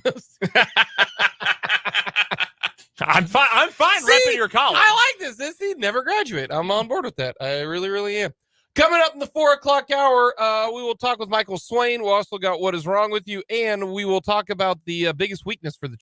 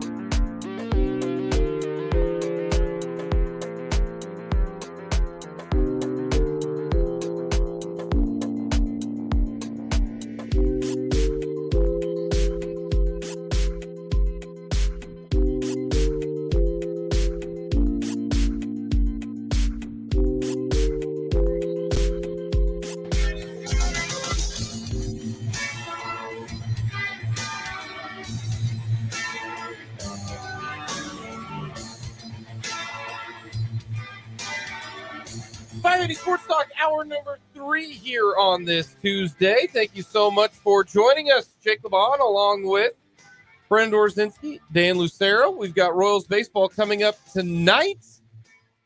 7:10 first pitch, 6:30 pregame coverage right here on your Royals home.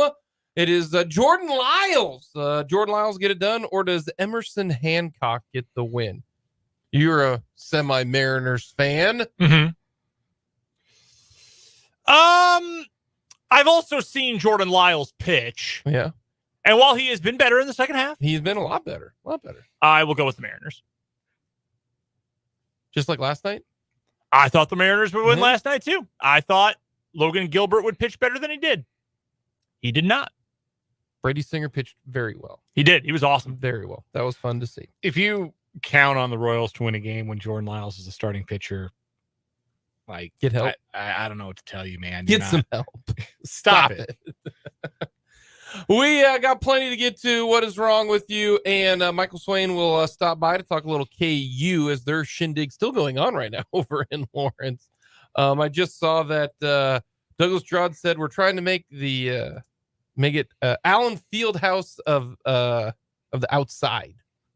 Okay, do what you need to do, Doug. But there's worse things to strive for. That's true. That is true. So plenty to get to. Plus, Mitch Holthus coming up in the 5 o'clock hour. But right now, I want to talk about weaknesses. And I thought this was something that I disagree with. I don't agree with Bill Barnwell of ESPN. He has 14 teams that he considers playoff contenders. And he ranked their weaknesses with the biggest weakness all the way down to the weakest weakness, if you will. He's got 14 teams. That's what he's got. 14 that he thinks can be a contender.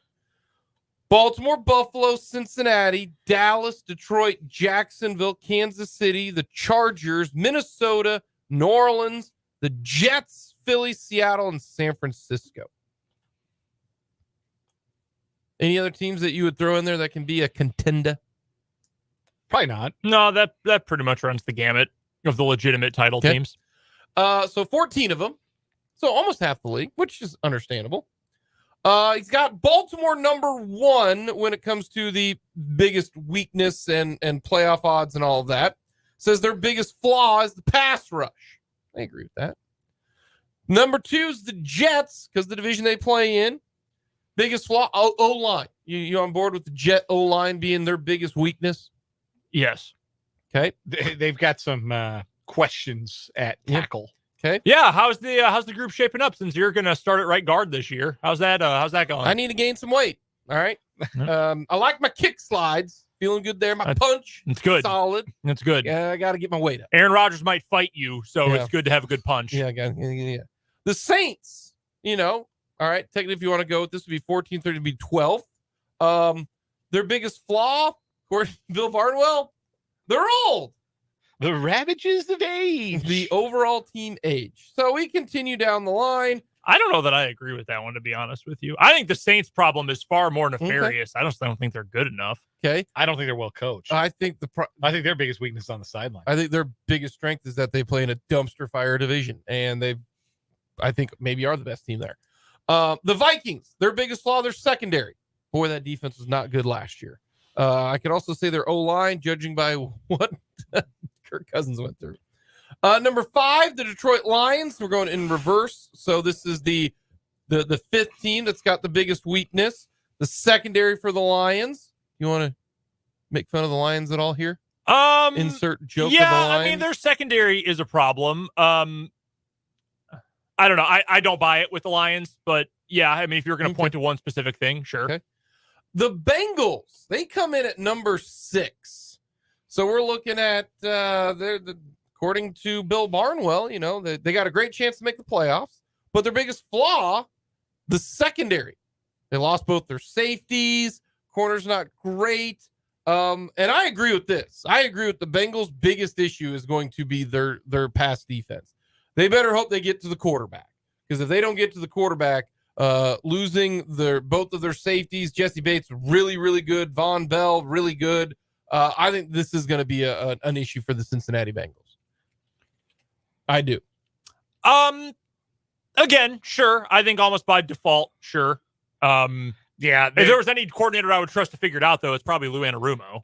Yeah, and he'll scheme something up, but they are certainly not as talented on the back end as they were. And Chidobe Awuzie was their best corner last year. He's coming off the injury. I think Cam Taylor-Britt's really good, but I don't trust that safety group at all. Like Bates and Bell is your last line of defense.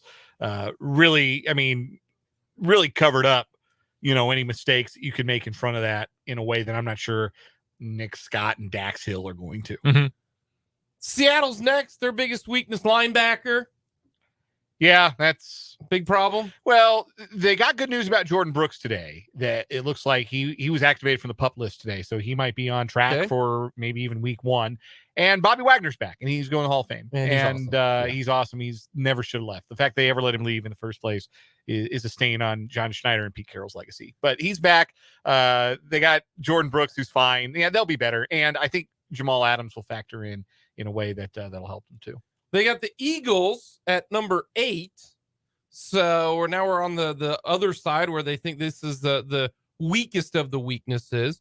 Eagles defense up the middle is what they've got. They tried to, do that by just bringing in the Georgia defensive tackles. Fletcher Cox getting a little bit older. The Chargers, they think their biggest flaw, run defense. I think they used one too many words there. I would just say defense. Okay, defense. The Bills, their biggest flaw, they got them ranked 10th. So on the low end, the offensive line. I guess. I don't know. But you got to pick you have to pick one. So you got to have I don't think they have enough playmakers on offense outside of Josh Allen. And Stephon Diggs. I think I would lean in that direction too. Number 11, the 49ers. Their biggest flaw, health of offensive stars.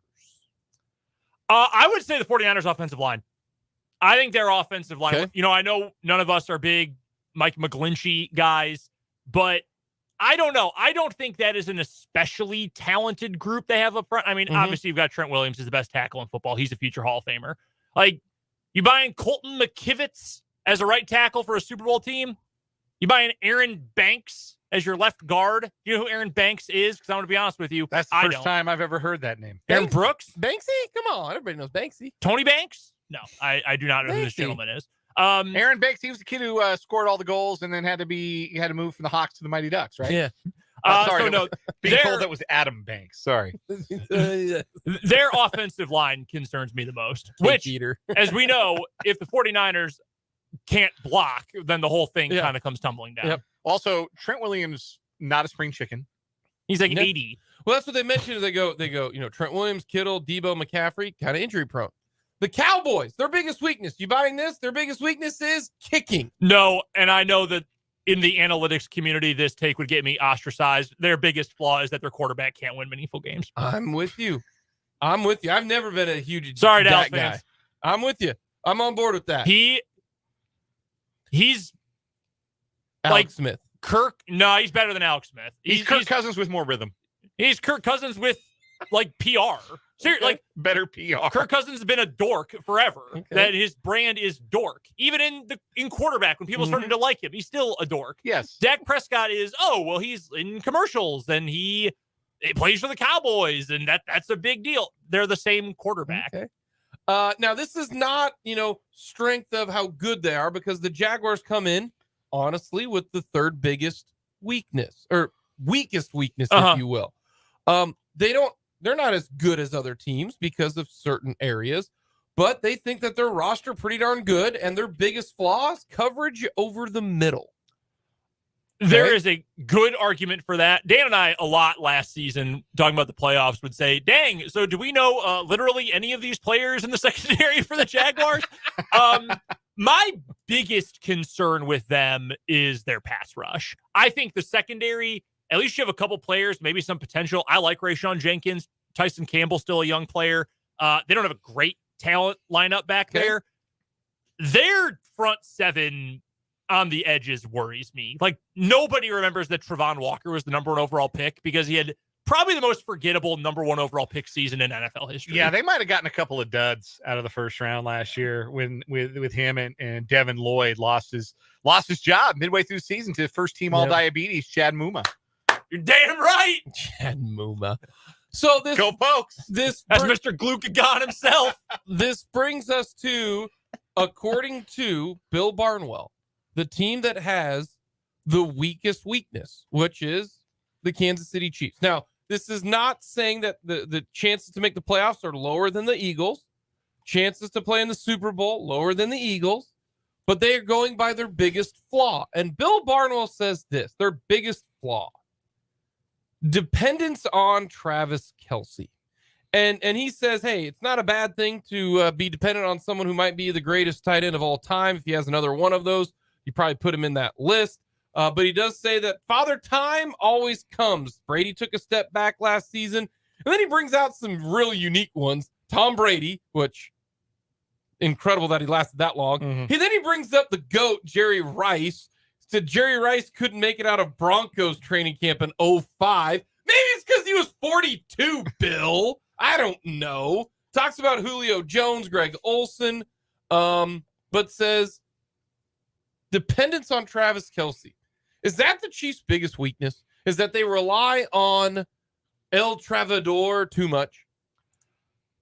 I would look at this from a different perspective because I see what the point is that Barnwell's making. I would sort of turn it around, though, and say the weakness, if you will, is just the lack of experience at wide receiver? Well, the lack of a second, like, especially trusted guy. Like, even last year, Juju was new, but he had 100 targets. Who else on this roster do you feel absolutely comfortable throwing the ball to 100 times? Because Juju, you did. Juju had the resume, had the playmaking ability, the track record. Yeah, that you felt good throwing him the ball 100 times. Who among these Chiefs wide receivers do you feel great about getting 100 targets? Because even if Travis Kelce is healthy and has another 150 target season like he did last year, Chiefs threw the ball 650 times. Like, somebody else is going to need to get the ball a lot. Who's it going to be? And it's a valid question. And I think the other way, too, that the way I was looking at it, I think that's a good point. The way I was looking at it was it's 4th and 3, fourth quarter, meaningful game, division game late in the season, whatever. You're playing the Bills, Bengals, whatever. 4th and 3. Got to score. Have to have a touchdown on this drive. Travis Kelce's off the field, rolled up his ankle, can't go for this play. Who's catching the pass? You ready? Yeah, and this is, to me, the dependence on Travis Kelce, I would choose a different weakness. I would choose the pass rush, especially because Amenahu's not going to be there for 6 games. I would choose the pass rush. I will always choose the pass rush over anything involving Mahomes. Because your answer, who am I throwing it to? The open guy. Sure. Do you trust them to catch the ball? Yes, I do. Okay. The open guy. Someone is going to be open. This is why you pay. This is why it's frustrating that they can't get anything done with Chris Jones. This is why you say, hey, you, Patrick Mahomes, we pay you this money. You're this guy. Throw it to the open guy. You're smart enough. You know, we always hear Mahomes say, I'm starting to see things now over and over again. I remember them. I go through with all of this. Like, that's why Aaron Rodgers was throwing to Devontae Adams, who was his stud, right? When the Packers were really, really good. You had your stud, Devontae Adams. He threw it to other people, and they were still really, really good. So as long as you got one guy, I think Mahomes is already there, 7 years into the league. Throw it to the open guy, and I think the open guy will make the play. Now, I don't disagree with you. Yeah, I'm not disagreeing with you saying they don't have a bona fide number 2 like Juju. I just think that if I'm going to have more confidence in one thing, I will always have confidence in Mahomes over other people. And that's fair. And I don't disagree with any of the points you brought up either. I would just say that, like, I don't have a whole lot of faith that on 4th and 3, if MVS is the open guy, he's probably going to catch it. I don't feel especially confident in that. I love Sky Moore's potential. I don't know. He's still kind of a blank slate at this point. Do you trust Rashee Rice? That's a tough spot for Rashee Rice to be in. You're right. someone is going to be open in this offense. That's pretty much the way it is constructed. Is Patrick Mahomes going to make the right read 99.9% of the time? Yes. You can probably count on one hand the number of times in meaningful moments Patrick Mahomes has not made the right read in his career. Maybe even on just a couple of fingers. It's just, to me, is like if you, I'm not trying to rewrite history here, but when you had Kelce and Hill on the field at the same time, one of those dudes was open, one of them was going to catch the ball, it was going to work out. Even last year, you knew what Juju was going into the year. You knew what Juju was. You could say, hey, if they're going to double Kelce, they're going to blow him up at the line, not give him a chance to get open, Juju is going to make a play for you because he's going to get a one-on-one and he is going to win there. I just think that element is not with, and again, you don't want to talk about the weakest weakness of anybody in this contending group. It's, well, maybe you just have a bunch of threes instead of a clear number two. Like, we're splitting hairs here. That would just be my one thing, that you don't have anyone who you know is going to make the play. You're just sort of assuming they will make that play. In your example, the 4th and 3, when I think about a lot of the short yardage passing plays the Chiefs have run in gotta have it situations, yeah, Travis Kelce on we call an option route is pretty high on that list because they call it an option route because the route runner has an option and just find the space. Find the space, and Get Mahomes open. will anticipate you finding that space, and the ball will be there when you turn around. Like, that is a pretty reliable play as those things go. But the other go-to play that the Chiefs have in a situation like that is get it to the speed guy and let him turn the corner. Remember the anything is possible playoff game against Cleveland? That 4th and 1 that sealed the game? That was Tyreek Hill in the flat, turn the corner. Yep. Kadarius Toney can be that guy. Catch the ball in the flat, turn the corner. Richie James, catch the ball in the flat, turn the corner. Like, they've got options for those things that I think go beyond just like the reliance on Travis Kelce. I don't want to understate it because he's an all-time great and his connection with Mahomes is truly special. So I don't want to understate it, but I also want to be careful that we don't overstate it in the sense that the passing game is just going to be non-functional if Travis Kelce's just a guy at age 33, because you still have more than just a guy taking the snaps. You still have more than just a guy calling and designing the plays too. It's not just Kelce, it's Kelce plus Mahomes plus Reed that makes all of that as special as it is. And if you remove one of those factors from the equation, you still have the other two. Coming up, we've got What Is Wrong With You. Michael Swain will join us to talk a little KU. Mitch Holthus, all of that. Plus, we got Royals baseball coming up at 7:10. We got more 580 Sports Talk with What Is Wrong With You coming up.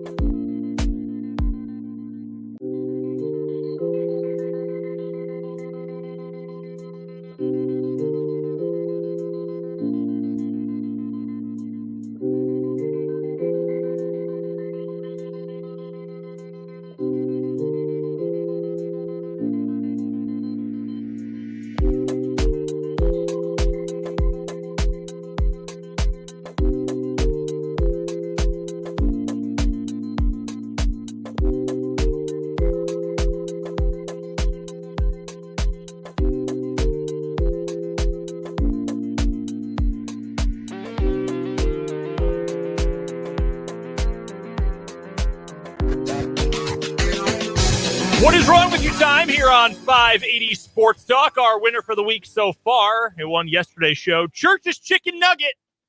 The nuggets, I guess. The guy who was breaking into a church and got caught stealing 3 or 4 nuggets and eating them. Put them in the microwave. Microwaving frozen chicken nuggets. I hope they were in the fridge. Hope they were thawed before he microwaved them. Yeah, are there some you can heat right out of the freezer? Just kind of scrape the freezer burn off. Defrost them. Yeah. You run a defrost cycle and then you do like 15 seconds on a low power, pat dry them, get the moisture off and put them back in on the regular heat. I don't know. This has been Talking Bachelor Life. I was always just put them in a toaster oven or a bigger oven if you had the bigger oven. As you know, before I started living with my wife, I had like no appliances. So right. I did not have that opportunity. Caveman era. Before we get to today's stories, want to remind you that What Is Wrong With You is brought to you by Top City Metal Supply, who cuts the metal you need to your specifications. That saves your time, your money, and your material. Never settle when it comes to metal at Top City Metal Supply on South Topeka Boulevard, halfway between Frito-Lay and Forbes Field. My story for today is going to take us to Trotwood, Ohio, where new security video has revealed more about a fire that damaged a house in Trotwood a week ago.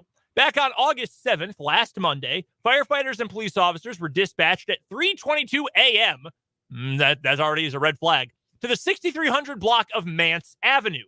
At first, the firefighters thought that lightning may have caused fire damage to a house. However, News Center 7 WHIO TV obtained video from inside the house that probably shows that conclusion will have to be changed. A man who wanted to be anonymous due to fear of backlash shared videos with the TV station that he claims were captured by the home's surveillance cameras. The video clearly shows 2 men using a gas can to pour fuel on the floor of a bedroom. Another video shows what it looked like and sounded like when they added an ignition source. The anonymous man said, quote, "Clearly see them dumping gasoline, hear them yelling when they light it."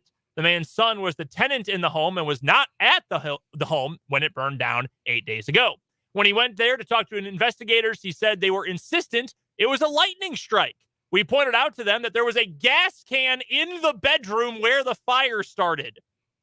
The TV station WHIO reached out to Trotwood fire officials, and they sent a report that said the cause of the fire is all officially unknown. An official also said they've referred an arson investigation to the Trotwood Police Department. The man said his 22-year-old son wasn't home because 2 days before the fire, his son was involved in a crash in Vandalia, Ohio, that inflicted a severed aorta, among other injuries, and thus he was out of town. The day before the fire, they found that there was video evidence of a break-in at the house with, quote, blood all over the inside of the house. The family believes the fire was set to cover up the break-in. So what I like is the man wanted to remain anonymous due to fear of backlash, but his son was the tenant. So it's not going to be hard. If he's afraid of backlash from the people who set the fire, they're going to know. They're going to know who you are. Yeah, I feel like this is pretty easy to figure out, guys. Yeah, that's wild. Yeah, I would definitely turn off my camera if I were planning to do some arson. Yeah, that would be my approach, is to make sure the video cameras are turned off. General rule of thumb for doing crime: don't record yourself doing crime. Yeah, not smart. If you are on like a camera or audio footage of you doing a crime, that's bad. That basically proves you did the crime. It doesn't leave you a lot of wiggle room to say, oops, I tripped and fell and there was gasoline all over the house, and then I accidentally lit a match. How unfortunate that this gas can just happened to be here. This set of circumstances, there was nothing I could have done. What do you have today? So we are going to Boston. We meet Alice Cohen, who fractured her left ankle last year on a trip with her husband to the Italian food emporium Italy in Boston. You ever been to an Italy? I have not been to Italy. There's one in Chicago. I've been. Pretty good, I'm not going to lie.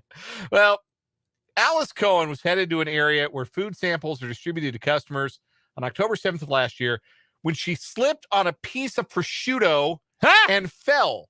We know this because she and her husband are suing the restaurant. Alice Cohen sustained bodily injuries, a loss of enjoyment of life, pain and suffering, and incurred necessary medical expenses for medical care and attention, the lawsuit says. Her medical expenses, including a hospital visit and physical therapy, have resulted in more than $7,500 in bills.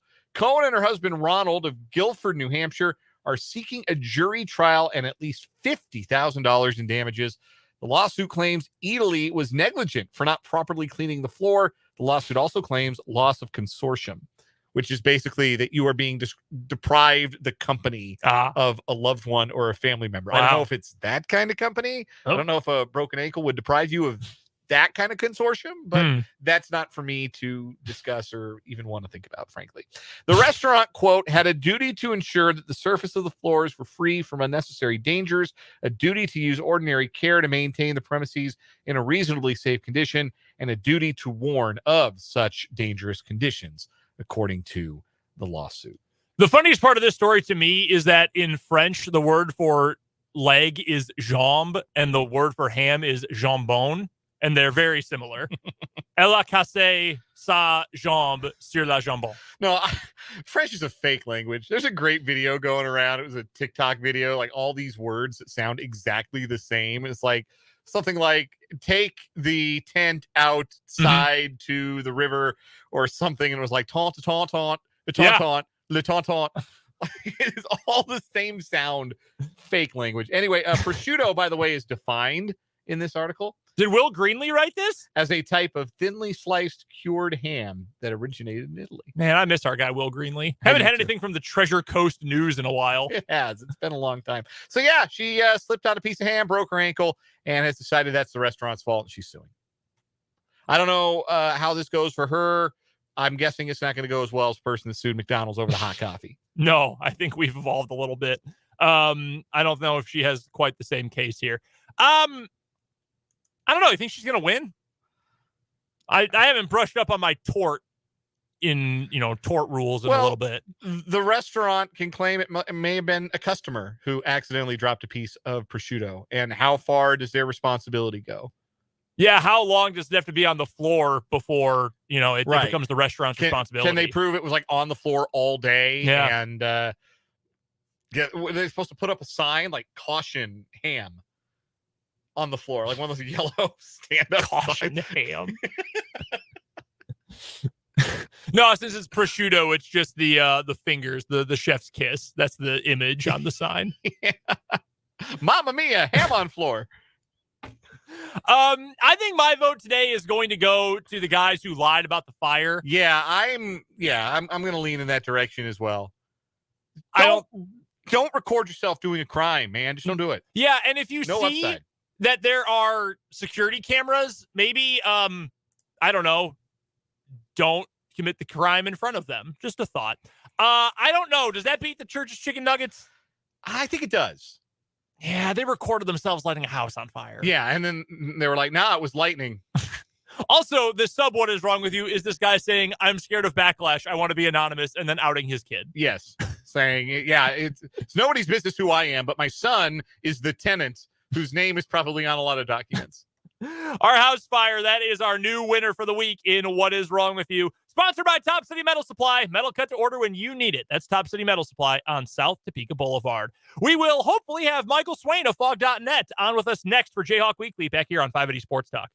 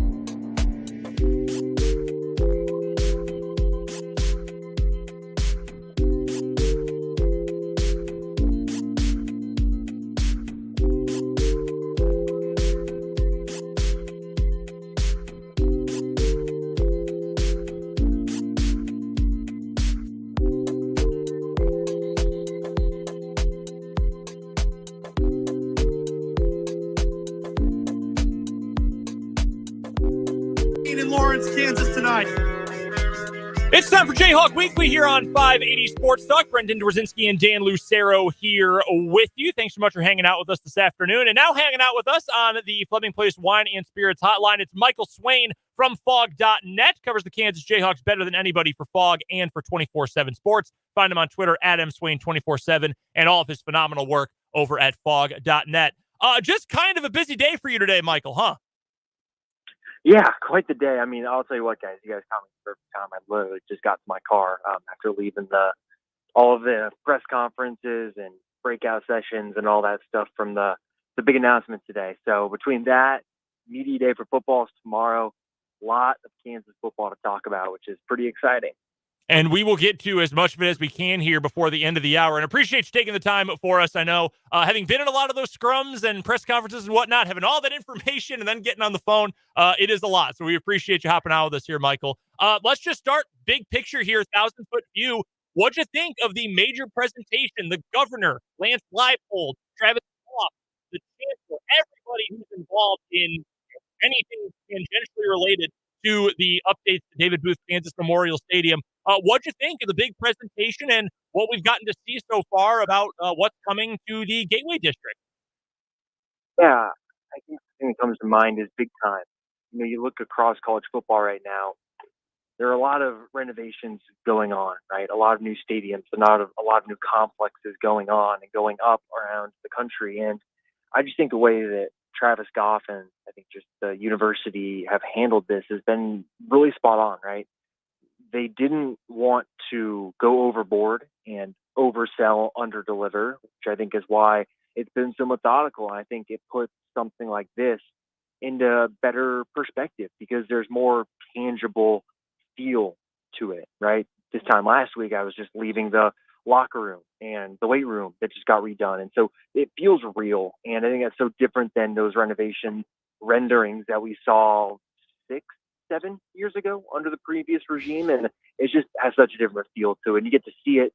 It looks crisp. It looks clean. I think from my perspective, I think it fits what modern college sports and modern sports are going to look like in terms of arenas. I don't know if you're going to see very many 60,000, 70,000 stadiums coming up now, right? I think a lot of people are going to look for the premium seating. They're going to look for intimate environments that create really good atmospheres. It may not have 60,000 people, but it's going to be 40,000 plus and large and loud. So I think it's very much a modern approach to, I think, the way that sport venues are going. The thing that jumped out to me reading through it, and I know the reduced capacity and everyone is talking about that, the thought that, hey, there might be 50% more space at each seat. Games are hard to be at sometimes because you got someone who you might not know sitting on your lap right next to you. So I can appreciate that for sure. The one big piece of news, though, I think that is very pertinent for a lot of folks, and I know you tweeted about this, Michael, is that while construction's not going to start on the stadium till after this football season and will hopefully be done by the start of the 2025 season, there will be reduced capacity while it's under construction in 2024. Don't know exactly what that number is going to be, but what's your takeaway from that? To me, it's what's your alternative? You're going to go play in Wyandotte County at Children's Mercy Park for a year? Like, that doesn't make sense for this program. So to me, that's just, the nature of the beast. What do you think? And what was sort of your reaction to hearing they would play a year with a reduced capacity in 24? Oh, I think it's totally expected. And look, I'm going to get cross sport and we're going to go across the Atlantic Ocean here. But, Real Madrid is one of the biggest soccer clubs in the world. And they've been redoing their stadium over the last few years. And they've had reduced capacity. So this is a very real thing that I think other major sport teams, clubs, organizations do. And so I don't think this is very much of a surprise that there's going to be reduced capacity. I mean, people expect this to go up in the span of 9 months. I've got a lot of things I'd like to tell you. So I think that is something that's very expected. I'm very interested to see what the final number is in terms of capacity. If I guess somewhere maybe 30,000, if I had to guess. I will have to see Travis Goff kind of danced around the question, which I totally understand because I think to some degree, you may not even know what the exact capacity looks like until you really kind of start to see it unfold firsthand. So I just would say fans got to go and get their season tickets for this year. That's the best way to guarantee that you will have at least an opportunity to get into a game next year is by doing that and going to get season tickets this year. And I think there's still season tickets available for fans to go and do that. So I think that's the best move they can do. But as for any sort of surprise with this, no. I think this is definitely expected. And again, it's something that happens across the world. So Kansas is not going to be a first of its kind here.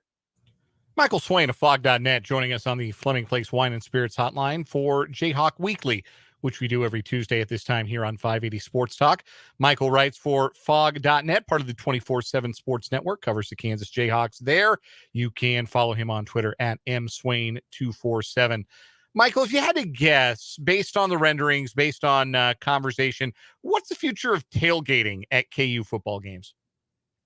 Yeah, I think that's something that's going to be, I think, probably discussed more, right? I think parking was a big question for Douglas Gerard, and he said they're going to have to discuss it because there's going to be, when they fix that east side, which will be phase 2, it is going to get rid of parking, and it's going to make things a little bit more of a challenge. I think you'll still see a lot of people going into that neighborhood, right, the north neighborhood side of the stadium, to go and tailgate. I also think there's probably going to be a pretty big push to have people go to the Hill, where I think personally, I think that's really cool. You know, obviously no one's asking for my ideas here, but I think you look at the grove that is right behind the Hill, right, kind of in between, kind of where there's a lot of trees. I think that'd be a really cool spot long term to have tailgating, right? I think you see a big program like Ole Miss in the SEC have a lot of success with something like that. I think it'd create a really cool environment if KU's willing to put it there.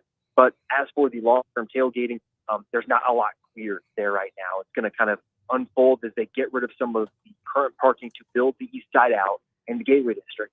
And I think some of those houses and I think the way people do it on the north side of the stadium is going to still be there and still be available. Pivoting to the hardwood, big recruiting news for KU basketball over the weekend. Flory Badunga, or Badunga, I apologize if I've gotten that incorrect, has committed to Kansas, the highest rated player to commit to Kansas since Josh Jackson. What are the Jayhawks going to get with this big man who is committed for the class of 2024? Yeah, a hyper athlete and someone that I think when you look at his tape in terms of the grassroots basketball they've been playing this summer, he's someone that is maybe one of the best athletes just in this class, regardless of position. And I think we've heard Bill Self talk a lot about athleticism in recent years. And I think getting someone as athletic as him at the 5 is huge, right? He's got a really good vertical game, someone that you could easily imagine Juwan Harris throwing lots to. He plays bigger than his size, right? He's supposed to be kind of in the 6'8" to 6'9.5", potentially 6'10" range. And he's someone that plays bigger than that. He's got really good length. He's a good rim protector. And I think he's a type of player that is going to take some time to develop. And for me, the thing that I think is so encouraging with Flory is the fact that he's been so open about his willingness to be developed. He's not coming into college saying, you need to play me a bunch and I need to be a one and done. And you read the quotes of the things that he has said over the last 9 months, and it's, I want to go to the place that will develop me the best over the long term. Yeah, I think he's even said that he knows he's probably not going to be a one and done. So I think there are certain things within this get for Kansas that I think just totally fit what Bill Self wants. He wants to mold big men and mold players over the course of time. And I think Flory is exactly someone that can do that and do it at a really, really high level. Michael, do you think Flory is a center at the Big 12 level? Yeah, totally. Yeah, I don't think he has the outside game to be a wing. I think we're going to see KJ Adams try and do that this year, but I think Flory is more of a center than KJ. We're chatting with Michael Swain, covers the Kansas Jayhawks for fog.net and 24/7 Sports. Head over to fog.net for all the best coverage of everything KU. Be a VIP. It is absolutely worth it. Best inside information you're going to get on anything regarding the Jayhawks. You can find Michael on Twitter as well at mswain247, and he joins us here on the Fleming Place Wine and Spirits hotline for Jayhawk Weekly. I wanted to flip back to the football side of things, Michael, because as you mentioned, tomorrow is media day for the Jayhawks. Tons of players, offensively, defensively, going to speak. Lance Leipold, whole shebang going on at the KU facilities coming up tomorrow. Give me one player on offense, one player on defense you're the most excited to hear from tomorrow. I mean, offense, right? It's got to be Jalen Daniels, right? Because he hasn't talked in 2 weeks since kind of the back issues started to pop up. I think that for me is the biggest person on offense. I'll give you a second one. Armaje Reed-Adams on offense, I think, is one that I'm really excited to talk to. He's probably going to start at guard for Kansas this fall, and he's got a pretty cool journey. So really interested to get his perspective on that. Defensively, I'm going to go back to Austin Booker and talk to him again. I think another guy that is really having a good camp. And we talked to him the other day, but I think there's some more in-depth stuff I want to kind of get into with him. And for guys like me, that's why I love media day, because you can kind of go sit there and talk to someone for 10 minutes and really get into the nitty gritty, which maybe you don't get to during kind of a 5-minute short little breakout session after practice. So really excited for tomorrow. Again, as always, be a VIP over at 24/7 and fog.net, because you're going to get all sorts of great information you might not be able to find anywhere else. And I wanted to ask about something in particular, Michael, because you've been writing a lot recently, and there's been a lot on the message boards about the defensive line group. And that, I think, to most of the outside world and most people who have some sort of stake in the program, has been the biggest concern going into this year. Linebackers going to be solid. Rich Miller, great. Craig Young, great. They're fine. Defensive backfield, I think it's going to be pretty darn good with all those guys coming back with a year of experience. The line is where the concern is.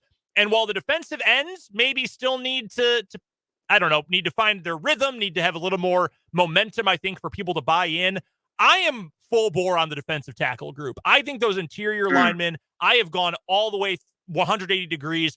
I now think if it's not a strength, that's at least a reliable spot. Where are you in regard to the whole defensive line right now? Are you feeling the same way, that there's some momentum there, or is that still the biggest wait and see for this defense? Well, I think it's always going to be a wait and see, because you got so many players there that are more or less unproven, right? I think Devin Phillips is going to be a really good player for Kansas this year, right? I mean, 325-pound defensive tackles who are 6'2", and move the way he moved. Like, Kansas does not have players like that year in and year out. But he hasn't played at Power 5 level. You look at someone like Tommy Dunn and DJ Withers, two guys that if you listen to coaches talk behind the scenes, they're guys they're so excited about, guys that have developed over the last 2 years and are ready to take that next step. You've got someone like Gage Kiza, defensive tackle, 6'5", 290 pounds, incredible athlete. These are types of players I think Kansas hasn't really had at defensive tackle, where there's so much athleticism. And it's just going to be about for these guys, like, what those growing pains look like early in the season. What happens when they go up against that Illinois offensive line that's going to be big and physical? If they hold their own, I mean, that's a huge sign for the rest of the season. If they get pushed around, it doesn't necessarily mean it's a bad sign for the rest of the year, but it could mean that there might be some issues against some of those bigger, more physical offensive lines. And then I think for me, right, defensive end, and specifically kind of the weak side defensive end spot, is the biggest worry, because you look at strong side, you feel pretty good about Jeremy Robbins, right? He has produced at a high level when he's been given the opportunity, right? A weak side's tougher, because Hayden Hatcher's been around for a while now, but he hasn't necessarily produced. And then you look at someone like Austin Booker, who I mentioned. He's having a fantastic camp. I think there's a chance he's going to play a lot of snaps, even starting in week 1. And just guys that are improving. So if they come out and they show the talent that they have, I think the defensive line is going to be in good shape, because I think this is, talent-wise, one of the better defensive lines Kansas has had. The length, the athleticism, things like that. But again, just unproven. And what do those growing pains look like? That's what I'm most interested to see. Last thing I've got for you, Michael, and we'll let you go. And again, thank you so much for hopping on with us here during a very busy day in Lawrence. On the defensive side in particular, and I know there were a lot of transfers on the line in particular, who is the transfer that you feel like has the best chance to be an instant impact player? I would go with Devin Phillips. I'm extremely excited to see what he's going to be able to do against Big 12 competition. But of that group, you look at Phillips or Gage Keys or Austin Booker. I know Dylan Brooks obviously got a ton of attention, the Auburn transfer. Who do you think has the best chance to make an impact immediately come Friday night, week 1? Yeah, well, if we're sticking to the defensive line, I think Devin Phillips, just because he's going to start, he's going to have to play a lot of snaps. I think if you go to the second level, right, linebacker, I think J.B. Brown's had a really, really good camp. He may not start, but he's going to play a lot of snaps. And I think the best part about that linebacker group right now is the fact that you've kind of got 3 guys there, in Rich Miller, Tylen Berryhill, and J.B. Brown, who are all now interchangeable, right? Berryhill and J.B. Brown have both played the Mike. They both played the Will. And then you got Rich Miller, who can play any one of those linebacker spots. So I think theoretically there's a world in which those 3 guys are rotating a lot and getting snaps. And I think J.B. Brown's a guy that's going to get a lot of opportunity. And I think athletically, I think physically, he's exactly what Kansas wants on the linebacker. If you're a KU fan, the best resource for all the best insight into the program, football, basketball, recruiting, all of it is over at fog.net and 24/7 Sports. That's where our pal Michael Swain covers the Jayhawks. You can find him on Twitter as well, at mswain247. Mike, you're the best, my friend. Thank you so much for the time, and we'll talk to you soon. Take like a minute for yourself in the next couple of days just to breathe, okay? I'll do my best. That might be impossible, though. Thanks, guys. That is Michael Swain from fog.net. Absolutely awesome stuff covering all things KU. it was genuinely crazy to see. And I obviously wasn't there. I was here with you today. But the number of people and dignitaries and just people from around the state and the KU program, past and present, who were there. Yeah, a lot of alumni. Chris Harris and Akib Talib were both there. Todd Reesing. Yeah. He made the trip in. David Booth was in attendance. I bet. Sure money, man. I was going to say, it's kind of nice. I know KU isn't Texas or Texas A&M where you've got all these, oil barons who are just going to, right. What's $1 billion? What's a few million thrown into the NIL fund? But it is kind of cool to be like, hey, he's a celebrity because he's our money guy. That's our bag guy. How cool is that? But no, I'm excited for the stadium. I know we talked about it earlier, but it's going to be cool to feel even more like a real program. And I know that bar is so low, but it is cool. Like, dang, this is ours. Like, we're the talk of the town now. That's a good feeling. That is something this program has not had since I have lived here, which is now going on a decade, which is pretty nice. So looking forward to that. Appreciate Michael with all the insight. Again, fog.net and the 24/7 Sports VIP membership, best place to get all of his writing and information. We've got 1 hour left of 580 Sports Talk, including our headlines, our Chiefs training camp report with Mitch Holthus, and more, plus your texts and your comments on YouTube. It's all coming up after the news here on 580 Sports Talk.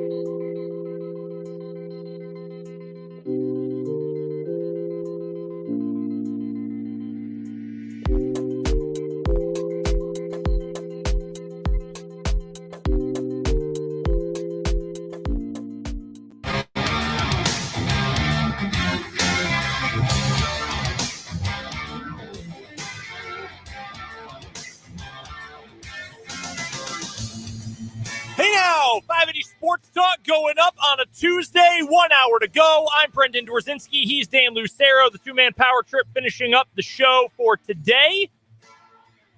You think we could beat Stone Cold and Triple H in a fight? No. Yeah, probably not. Are we allowed to use foreign objects? Yes. It's the Attitude Era, of course. Are they at their current age?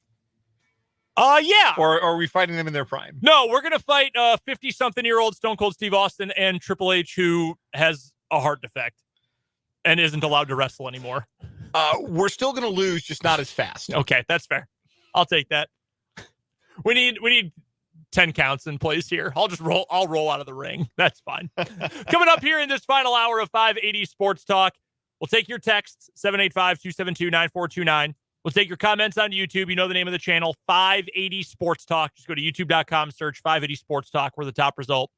We will get to our 580 Sports Talk headlines here coming up in just a moment. We're going to talk a little Creed Humphrey and offensive line with Mitch Holthus for our Chiefs training camp report, brought to you by Hy-Vee and Azura Credit Union in just about 15 to 20 minutes. And we'll preview tonight's Royals contest. Emerson Hancock for the Mariners, Jordan Lyles for the Royals tonight. Not quite as high profile as last night's game, but last night's game didn't end up being a great pitcher's duel. No. It ended up being one great pitching performance and then a high-scoring close game at the end. You got kind of everything in yesterday's Royals win, so we'll preview that coming up in a little bit. Today, we got a guy whose name sounds like an investment firm. Sounds like someone who signed an important document in the Revolutionary era. Emerson Hancock. Definitely went to a prep school where you had to wear suits. Oh, yeah, absolutely. With Academy in the name. Yes. Definitely. Where is Emerson Hancock from? Thankfully, Baseball Reference has all of this information for us.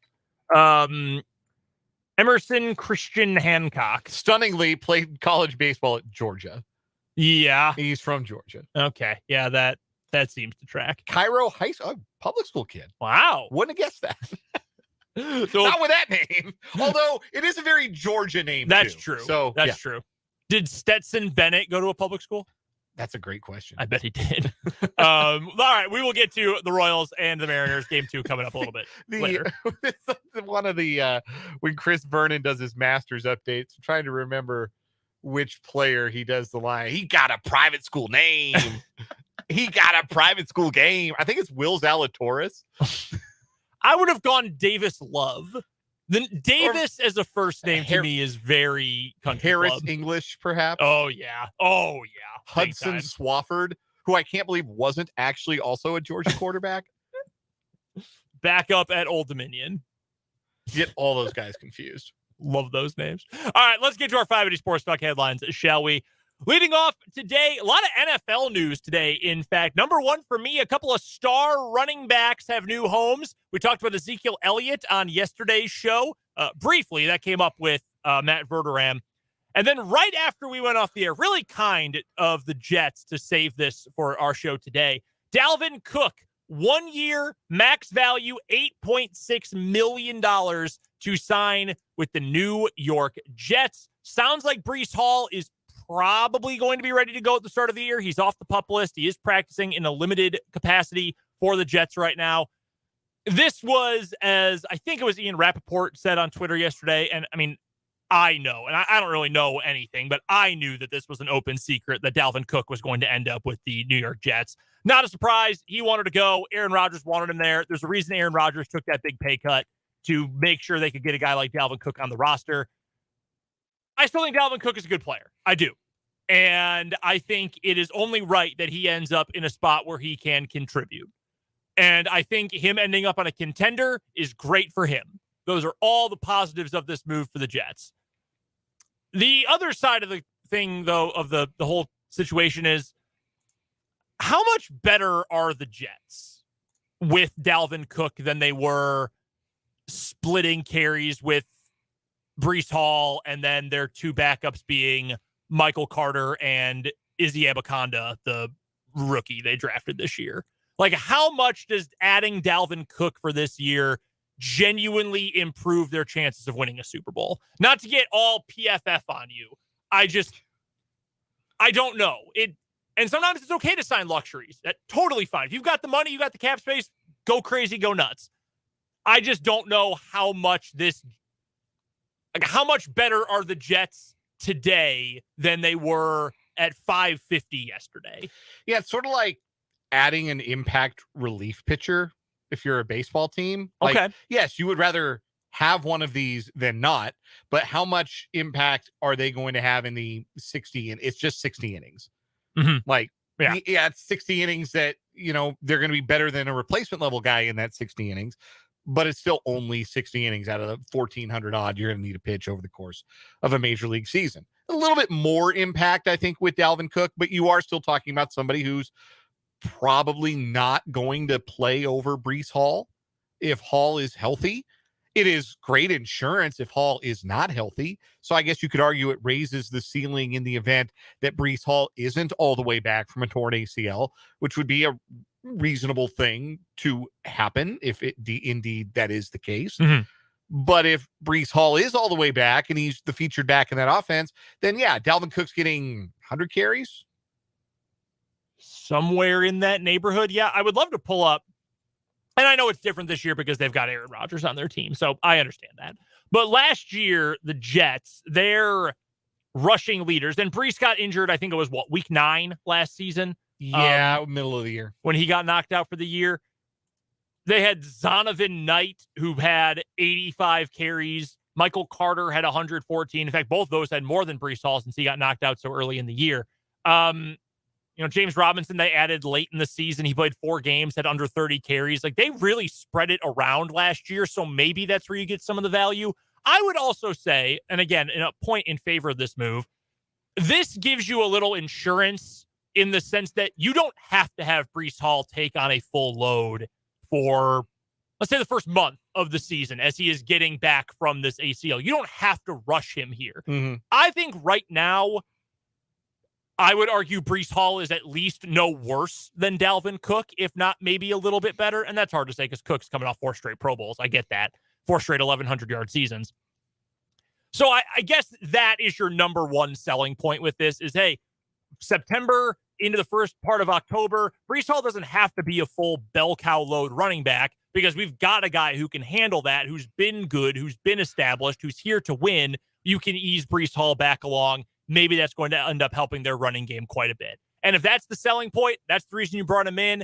And then by the end of the year, you think it'll be Hall number 1, Cook probably number 2, and we'll scatter some carries among the bottom 3, or, the last running back on the roster after that. So be it. Fine.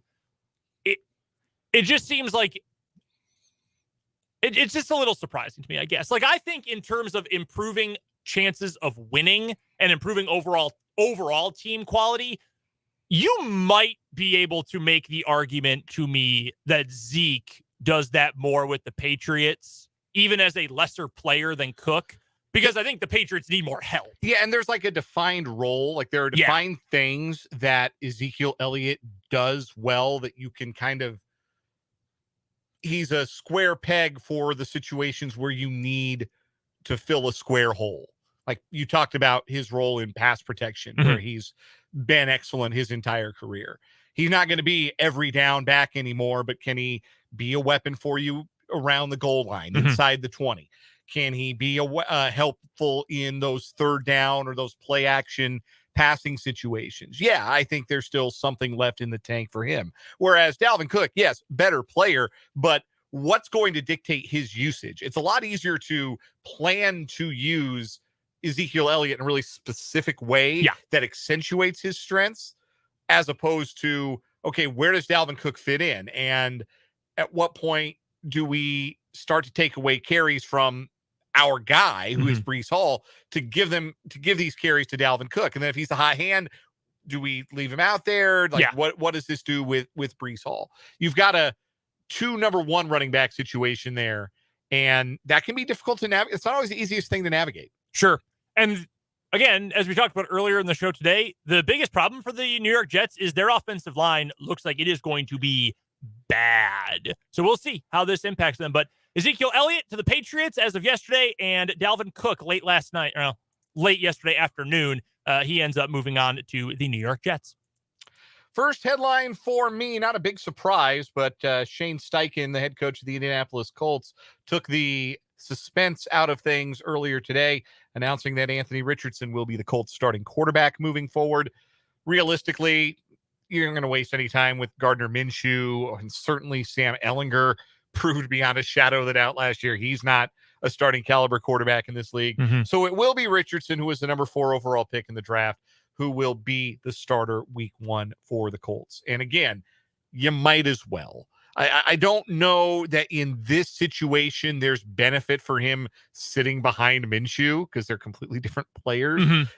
You may as well, with a new head coach, it's everybody's in a new system, so kind of. Although Steichen and Minshew has some history there in Philadelphia, I think it just makes a lot of sense to turn it over to Richardson and let him sink or swim, and understand that, like, the bad could look really, really bad for Anthony Richardson. The good is going to look spectacular. The question for Richardson is going to be, and it's the comparison everybody's going to make to Josh Allen, the question is going to be, is there going to be enough good and spectacular to outweigh the bad, the growing pains? That may not be the case year 1, but they're putting him into the fire, and hopefully they'll be patient with him, because they could really reap some big rewards, or he may never figure it out. I'm in favor of this. I'm glad that the Colts are doing this. I think this is the right move. And there's a quote from Gardner Minshew today where he said, hey, look, I'd love to start, but I'm happy for Anthony, and he's going to be great, and I'm willing to do whatever it takes. And sounds like everybody is bought in on Richardson being the guy. And I've actually had my take on this type of situation change over time. I used to be big on, especially if they're not truly a ready-made product, sitting your quarterback for a little bit. But I think your top pick quarterback. But I think I've pivoted on that. And unless you've got an established star who can make you a Super Bowl contender, I think I'm in favor of playing even project quarterbacks, because nothing replicates game snaps. Not the preseason, not, especially if you're playing against backups most of the time, not camp. Nothing can truly replicate game reps. And Anthony Richardson, I think, needs game reps with elite, the best of the best his team can provide for him around him in talent, and against the best of the best defensively. And yeah, maybe you sink, but maybe you swim. And if you can swim, even if you get to a point, if you're Richardson, and I don't know if the Colts would admit this, but I think it's true. If you get to a 50-50 split of the bad that I think is probably inherently going to come with a player like Richardson in their first year, and the good, which is the ceiling for Richardson, which we've talked about, which is so high. If you can get to a split equilibrium of those two numbers this year, I think that's a wild success. And you're probably not going to do that if he only plays half the year, or if he only plays mop-up time, or if you're just putting him in and taking him out and doing that. Committing to him, I think, is the right move. Jordan Love sitting behind Aaron Rodgers. Aaron Rodgers won 2 straight MVPs while Love was sitting. Okay. And he was one of the best to ever do it. Yeah. Packers again. Rodgers behind Favre. Rodgers had, I don't know if you've ever watched, I'm sure you watched, obviously, but if you ever look back to Aaron Rodgers' tape when he was at Cal, he was awesome, obviously. He used to hold the ball at his ear hole. It was like watching Johnny Unitas throw the ball. Dude, no one in 30 years has held the ball that high when they throw it. And they had to work on those things. He was behind Brett Favre, who is also one of the best to ever do it. I knew this was going to come up today. I had the thought in the car this morning commuting in, and I know, it's worked out. Obviously, the Chiefs have won 2 Super Bowls with Mahomes and been to a third. The Chiefs' ceiling in 2017 was higher with Patrick Mahomes at quarterback than with Alex Smith. I know Smith had been playing well. They were winning the division. They were winning a ton of games, putting up points. That was probably the best year of Smith's career, 2017. Oh, yeah. Especially through the first, 10, 11 weeks, for sure. The ceiling was going to be higher with Patrick Mahomes, though. And I think at the time it was, he's a project, and they got to work on some things. It makes sense. And it does. But what if Mahomes had been that good right away? What if it really only took one camp for him to get it? Maybe it's 4 Super Bowl appearances. Maybe they beat the Patriots. Or no, it wasn't the Patriots that year. Who beat them in the playoffs that year? Doesn't matter. Pittsburgh. Was it Pittsburgh? God. I do not remember. But was that the stupid Eric Fisher game? The stupid Eric Fisher game. It might have been. It really might have been. But no. That was the stupid Marcus Mariota game. I'm sorry. It was Marcus Mariota throws a touchdown pass to himself. The stupid Eric Fisher holding call was the referees can't manage a Foot Locker game. That was the year before. Travis Kelce's great, isn't Man, he? used to have all of these cataloged Chiefs fans, and now they're gone. Yeah, they're gone, just flowing away. Farts in the wind. But to that point, I'm glad CJ Stroud is going to start. I'm glad Bryce Young is going to start. Those two are even more obvious. And I'm glad Richardson's going to start. That's better for fans, too. You get the excitement right off the rip. The last NFL headline I've got for you today, another sad one, unfortunately. Former University of Arkansas, Seattle Seahawks, and Baltimore Ravens running back Alex Collins. It was revealed yesterday that he has passed away at just 28 years old. Obviously far too young.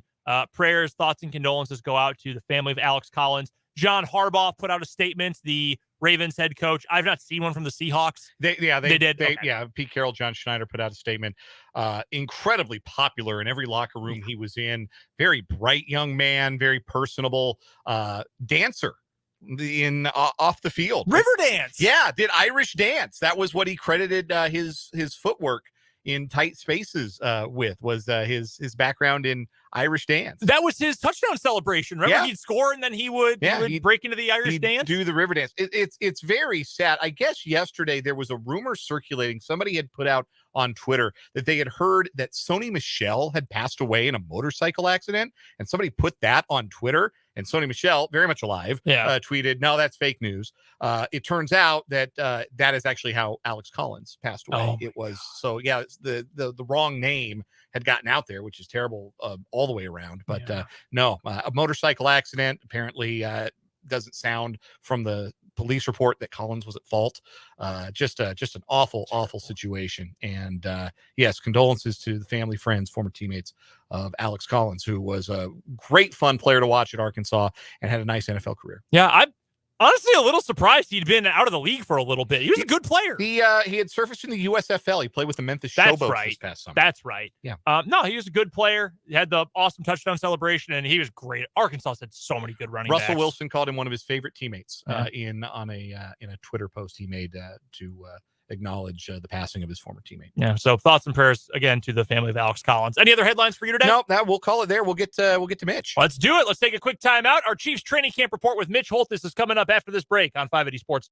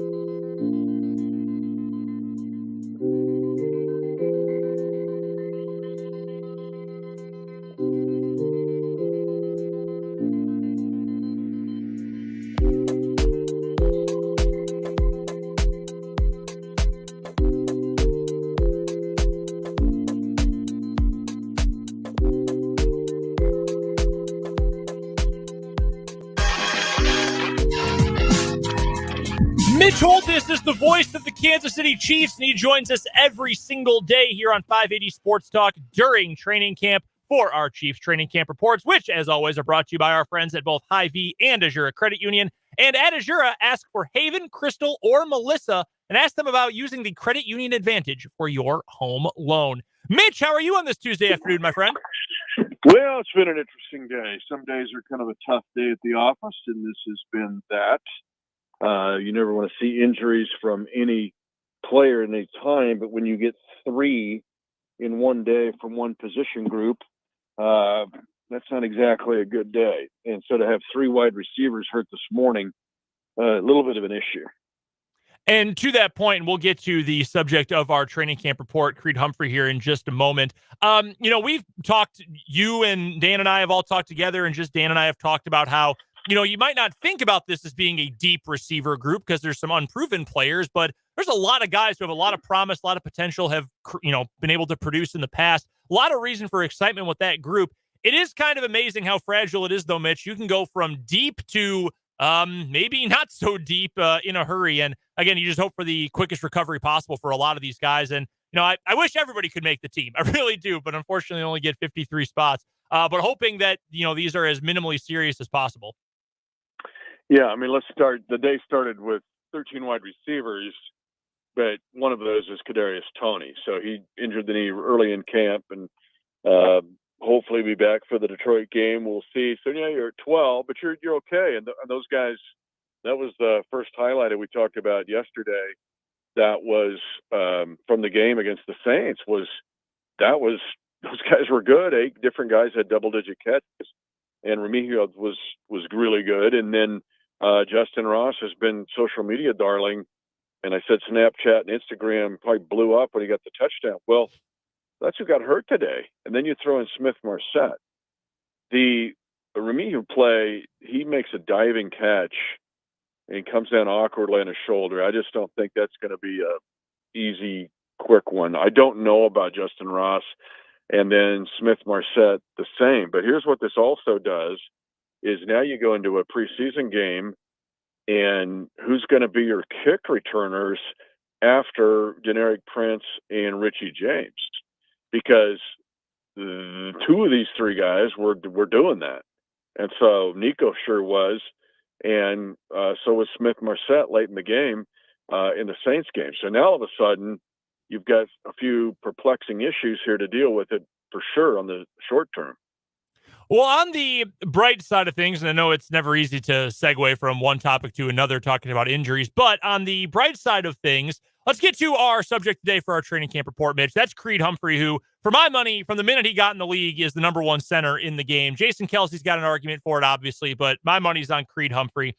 He has been a stud. He has been a star ever since he broke in with the Chiefs. And this unit, as it's been rebuilt over the last couple of years and has returned to being one of the best in the NFL, to a degree, the way I view it, physically and literally, it's all built around number 52 in the middle. Absolutely. And whether it's physical and mental, he's the guy. He's the quarterback for those guys, but he also works in close concert with the quarterback, obviously being the center. It's interesting, those interior 3, when you look at Creed at center and Trey Smith at right guard, and then Joe Thuney at left guard, I was figuring up. So those 3 guys have 5 Super Bowl championships combined, and their combined record as starters is 156 and 51. Wow. Now, oh my that's gosh, amazing when you look at how much Creed's 31-9, Trey's 30-9, and Thuney's 95 and 33. And they're all and they work in concert, work together. Now you have the 2 new offensive tackles, obviously with Donovan Smith coming in from Tampa Bay at left tackle, and then Jawan Taylor at right tackle coming in from Jacksonville. But I asked Creed, how's this going? And these guys have stayed healthy. They're progressing. They're moving. And I think those tackles are ahead of schedule. And I think, I know Creed agrees with me.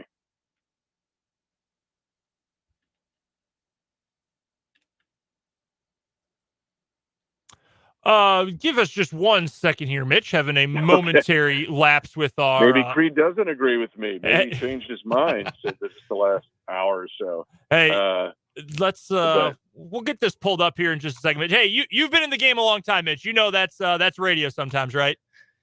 Oh yeah, believe me, daily. All right, So. let's give this a second try. Let's see if we can hear Creed Humphrey here. Individually and also, as a unit, and it's been great to see so far. I feel like we've taken a good amount of steps each day, on that front line. So it's been really good. You never know when people are coming in. The good thing about them is both of them, very eager to learn the system. They both want to be as good as they can be. They both want to be great. And, you've seen the way they've worked and everything, and it shows, they're learning, picking up everything really fast, and it's been really good to see. You can argue it's an upgraded tackle for sure on the right side. If you just hold the fort and Donovan Smith is as good as Orlando Brown Jr., overall, these guys are progressing together and rising. That's the encouraging thing. And full disclosure here, this was kind of a fun moment because I asked Creed about it. Super Bowl 57 and the AFC Championship game, they faced two really good defensive fronts, and all of the talk for 2 weeks from Philly was the fact that they were second in NFL history in a single season in sacks. Only the best defense of all time, the 1985 Chicago Bears, had more sacks than the Eagles. The game is over. I'm done with my post game. I want to go down and hug as many people as I can. I'm kind of jealous because everybody's down there like doing snow angels in the confetti. I go into our locker room, and the first guys I see are the 5 offensive linemen. They're just sitting right there smoking cigars and have shirts on that says 0 sacks.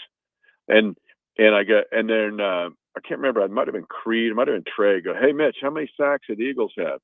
They were so proud of that. Now you're going, well, wait a minute, that's Super Bowl 57. We're months away. We got to get ready to play again. They get that. But that moment helped them continue on this rise, particularly those interior 3. And for Creed, these guys are as hungry as ever.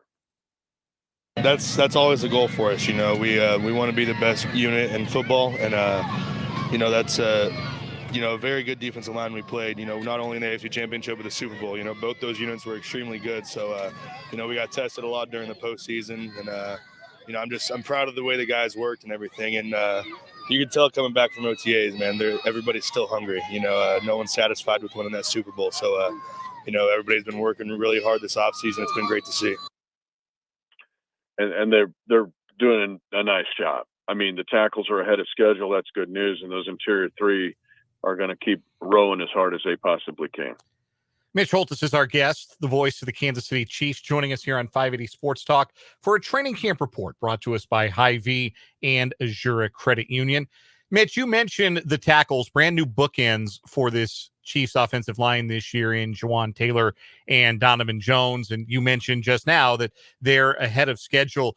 Culture-wise, how are they fitting in with that interior group? Because there is a different culture in the O-line room than in any other room in NFL locker room. It's just offensive linemen are such different guys and different personalities. And you can hear that, talking to Creed Humphrey. How have the new guys fit in and gelled with that remaining core group of Tooney, Humphrey, and Smith across the middle?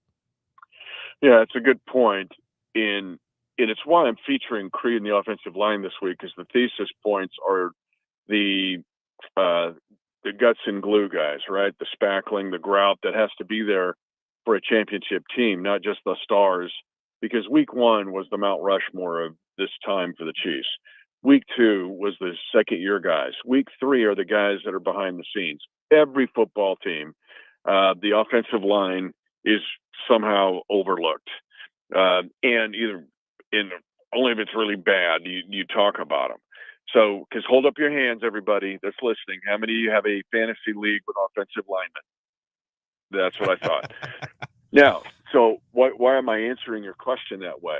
Because of the anonymity and because they're not played fantasy football and you don't see offensive linemen get, endorsements for products, they become their own subculture and own little fraternity. And there's this kind of pride and close-knit group among their own. Now, you mentioned the front 5, the starting 5, but I'll throw in Nick Allegretti, Mike Caliendo in this group. Darian Kennard starting to get there, kind of a quiet dude, but he's entering this picture as well. And then Wanye Morris will be looked at really closely here over the next couple of weeks.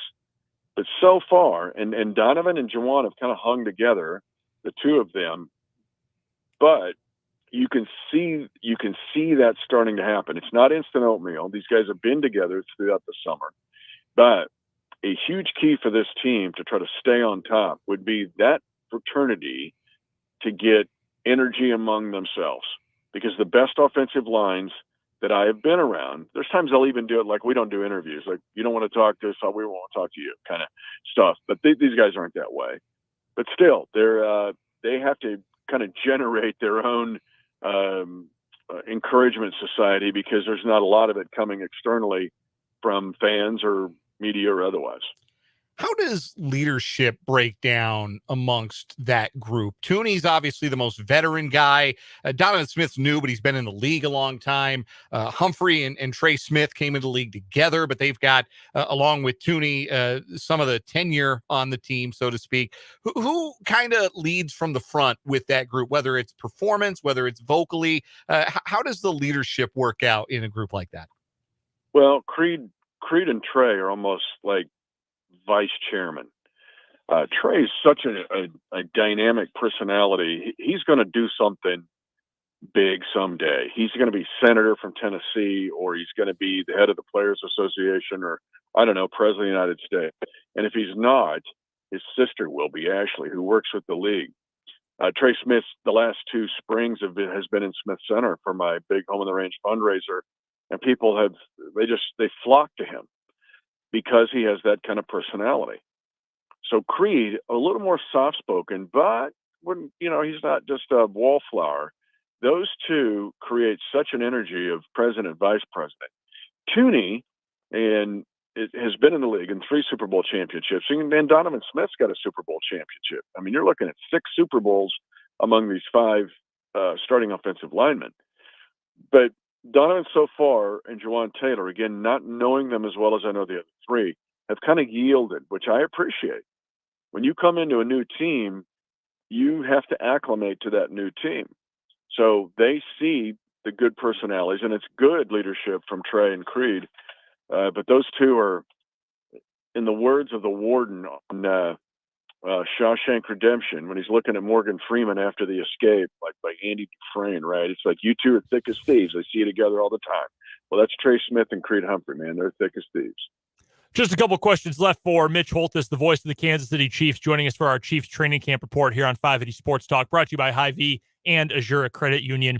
We think of that starting 5, and thankfully there's been a lot of durability there, and knock on wood that stays the same this year, Mitch. And Creed and Trey and Joe Tooney, that interior is so good. Donovan Smith's been good for a long time. Juwan Taylor, still so much promise in his career, and he's been good since he's been in the league.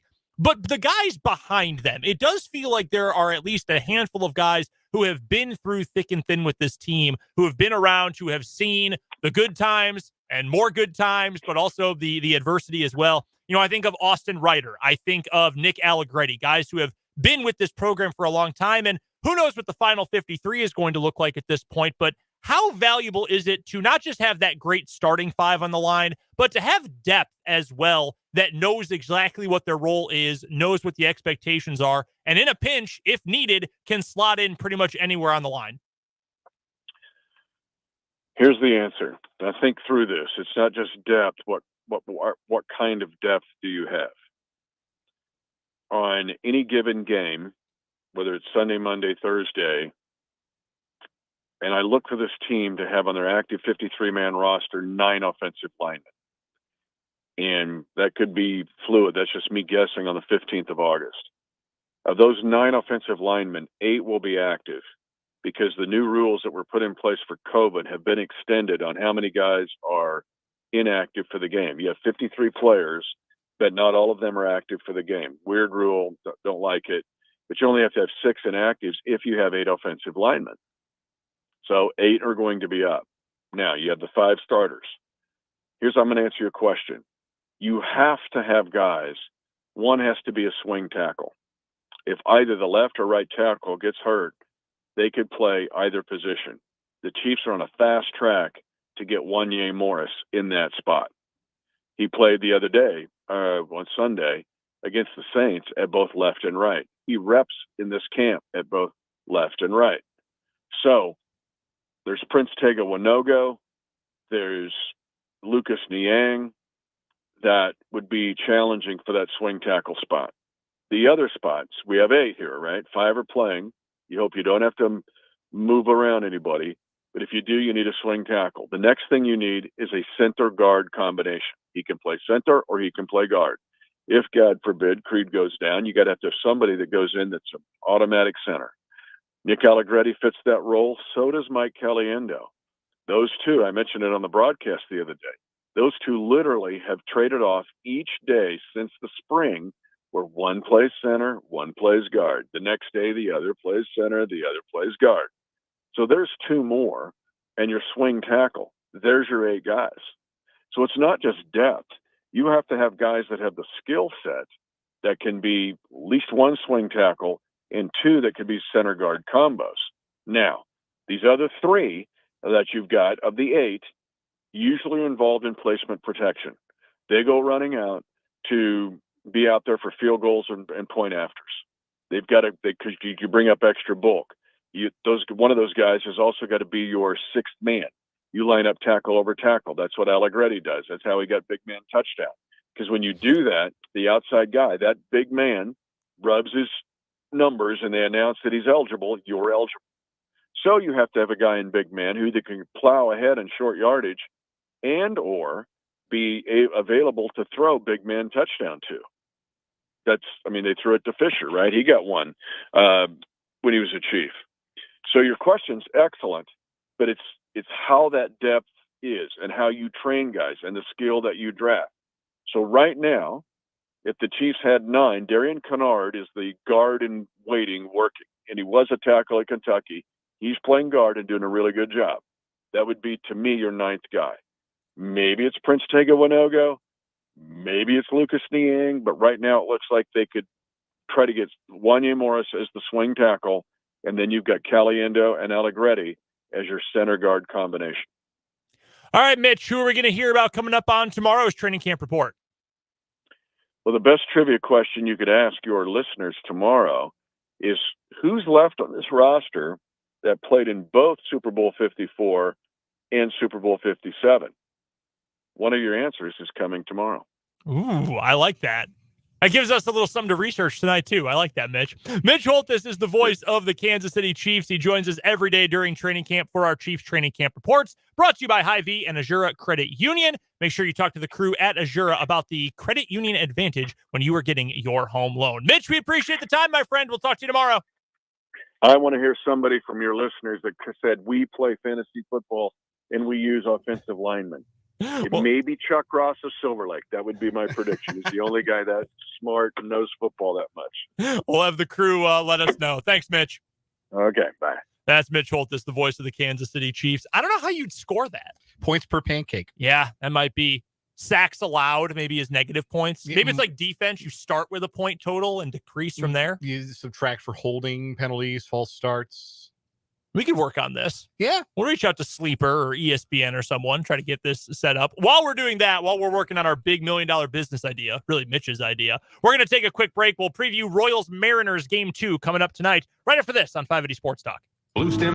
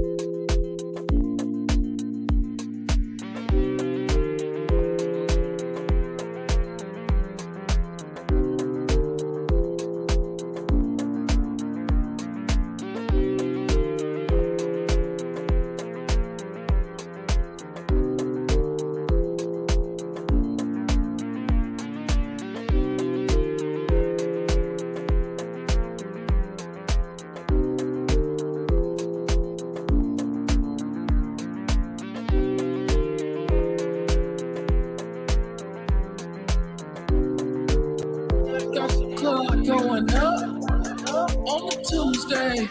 Got your girl in the color she Tuesday. Club going up on a Tuesday. You know, Jake and Fulton used to play Friday by Rebecca Black on every show. Uh-huh. We should probably play this every Tuesday. They did. Oh, did they? Yes. Oh, I didn't even know that. This is their Tuesday bump. No, I didn't even know that. Yeah. Oh, well, good. I'm glad. That's why I say it every top of the hour on Tuesdays. No, we're going to keep this tradition alive. I don't care if we ever play Rebecca Black again. No. I would prefer we do not. That one can stay in the annals of sports on 580 history with Mike Dubb. He's Dan. I'm Brendan. We're with you here until the top of the hour. We've got Royals baseball coming up tonight, 6:30 pregame, following a little 580 Sports Talk overtime. We'll re-rack that interview with Michael Swain from earlier today. Then pregame at 6:30, first pitch at 7:10. Emerson Hancock on the mound for the Mariners. Jordan Lyles for the Royals. I'm at the flow chart point of the season for the Royals. And by that, I mean, and I know this is hard to express without visual, is Brady Singer pitching? That is the number one thing on the flow chart. If the answer is yes, worth watching. If the answer is no, is Bobby Witt playing in this game? If the answer is no, do not watch. If the answer is yes, back to the box that says you're watching the game. That's where I am here. Is Singer involved? No. But is Bobby Witt? Yes. Wow. I will be paying attention. Already off the Cole Reagans bandwagon, I see. He was fine. He didn't pitch great on Saturday, but he still struck 5 guys out. Fine. Throw Cole Reagans into the first box. Throw him into the pitcher box. Is Singer or Reagans pitching? All right. Fine. I will pay attention. Is Bobby Witt playing? Yes, I will pay attention. If we somehow get a game with Witt getting an off day and Jordan Lyles is on the mound, nah, dude, I will instead hit myself in the face with a frying pan. Like, I'd probably have more fun doing that. No, thank you. So we get Bobby Witt. That's nice. That's what I'm looking forward to in this game. That is topic number 1, 2, and 3. Can he keep the hot streak going? He was 4 for 5 last night, and he is just crushing the ball. We've gone over the numbers, the batting average since the start of June, the OPS.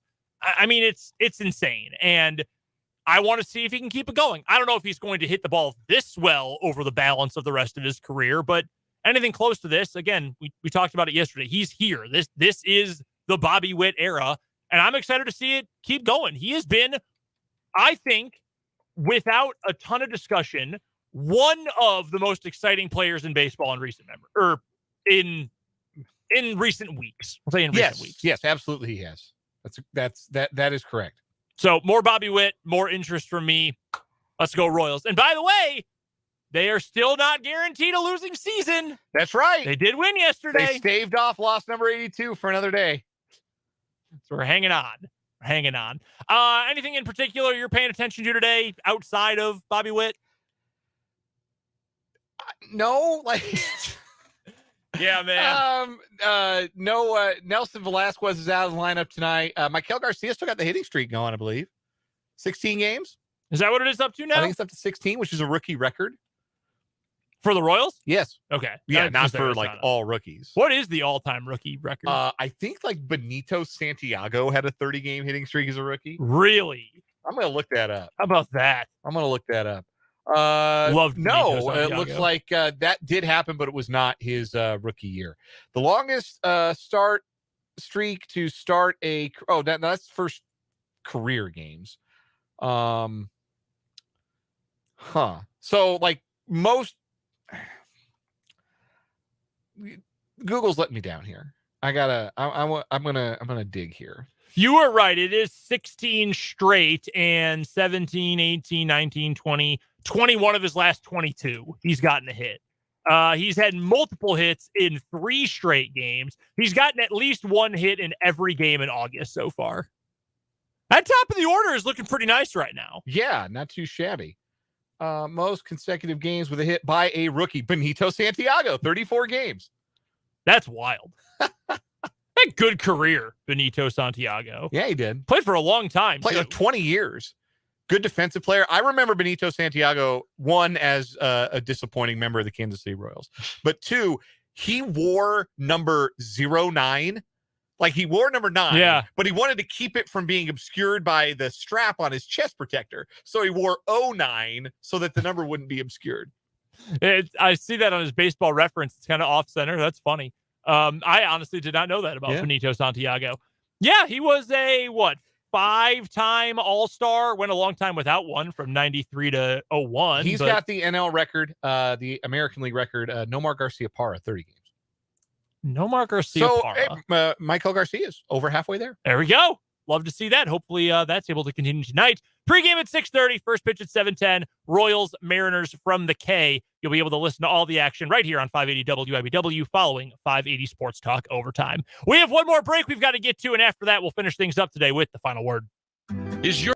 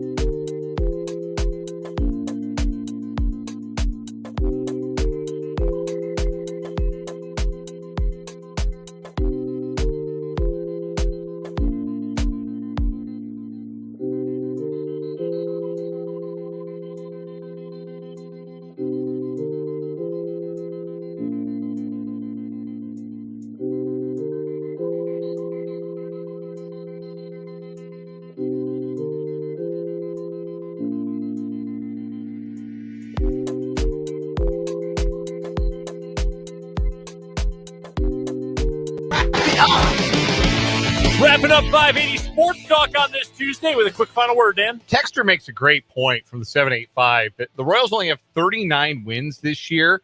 They've got 2 walk-offs. They got a walk-off safety squeeze, a walk-off grand slam, a walk-off balk, and last night a walk-off suicide squeeze among those 39 wins. Just goes to show that your loyalty, even in the lowest of times, is rewarded because you will get to see something amazing and something delightful over the course of 162 games. Royals had a fun one last night. Let's see if they can make it 2 in a row tonight against the M's. My final word takes us back to Lawrence, Kansas. New stadium renderings out, a more firm construction plan for the future of David Booth Kansas Memorial Stadium announced earlier today. If you're a KU fan, you go to games, you should be excited about this. This is fun. It's going to look modern. It is going to actually look taken care of, which is maybe the biggest issue with the booth as it currently stands. Even if you didn't think the stadium was a huge deal, getting to feel like you're with the in crowd now and you've got all state-of-the-art stuff and a cared-for stadium, That's a pretty cool place to be. Jam-packed show today. We talked about the stadium, a lot of K-State as well, Chiefs, Royals. You can check it all out on the podcast. You can find that at 580wibw.com. And make sure you're subscribed to us on YouTube, where you can go back and watch the video version of the show. Just search 580 Sports Talk on YouTube. Coming up tomorrow, more Chiefs to get to, more camp audio. We'll talk plenty of Royals. We'll talk to Tim Fitzgerald about all things K-State as well. So until then, for Jake LeBon, for Dan Lucero, I'm Brendan Dworzinski. That's all coming up tomorrow on 580 Sports Talk.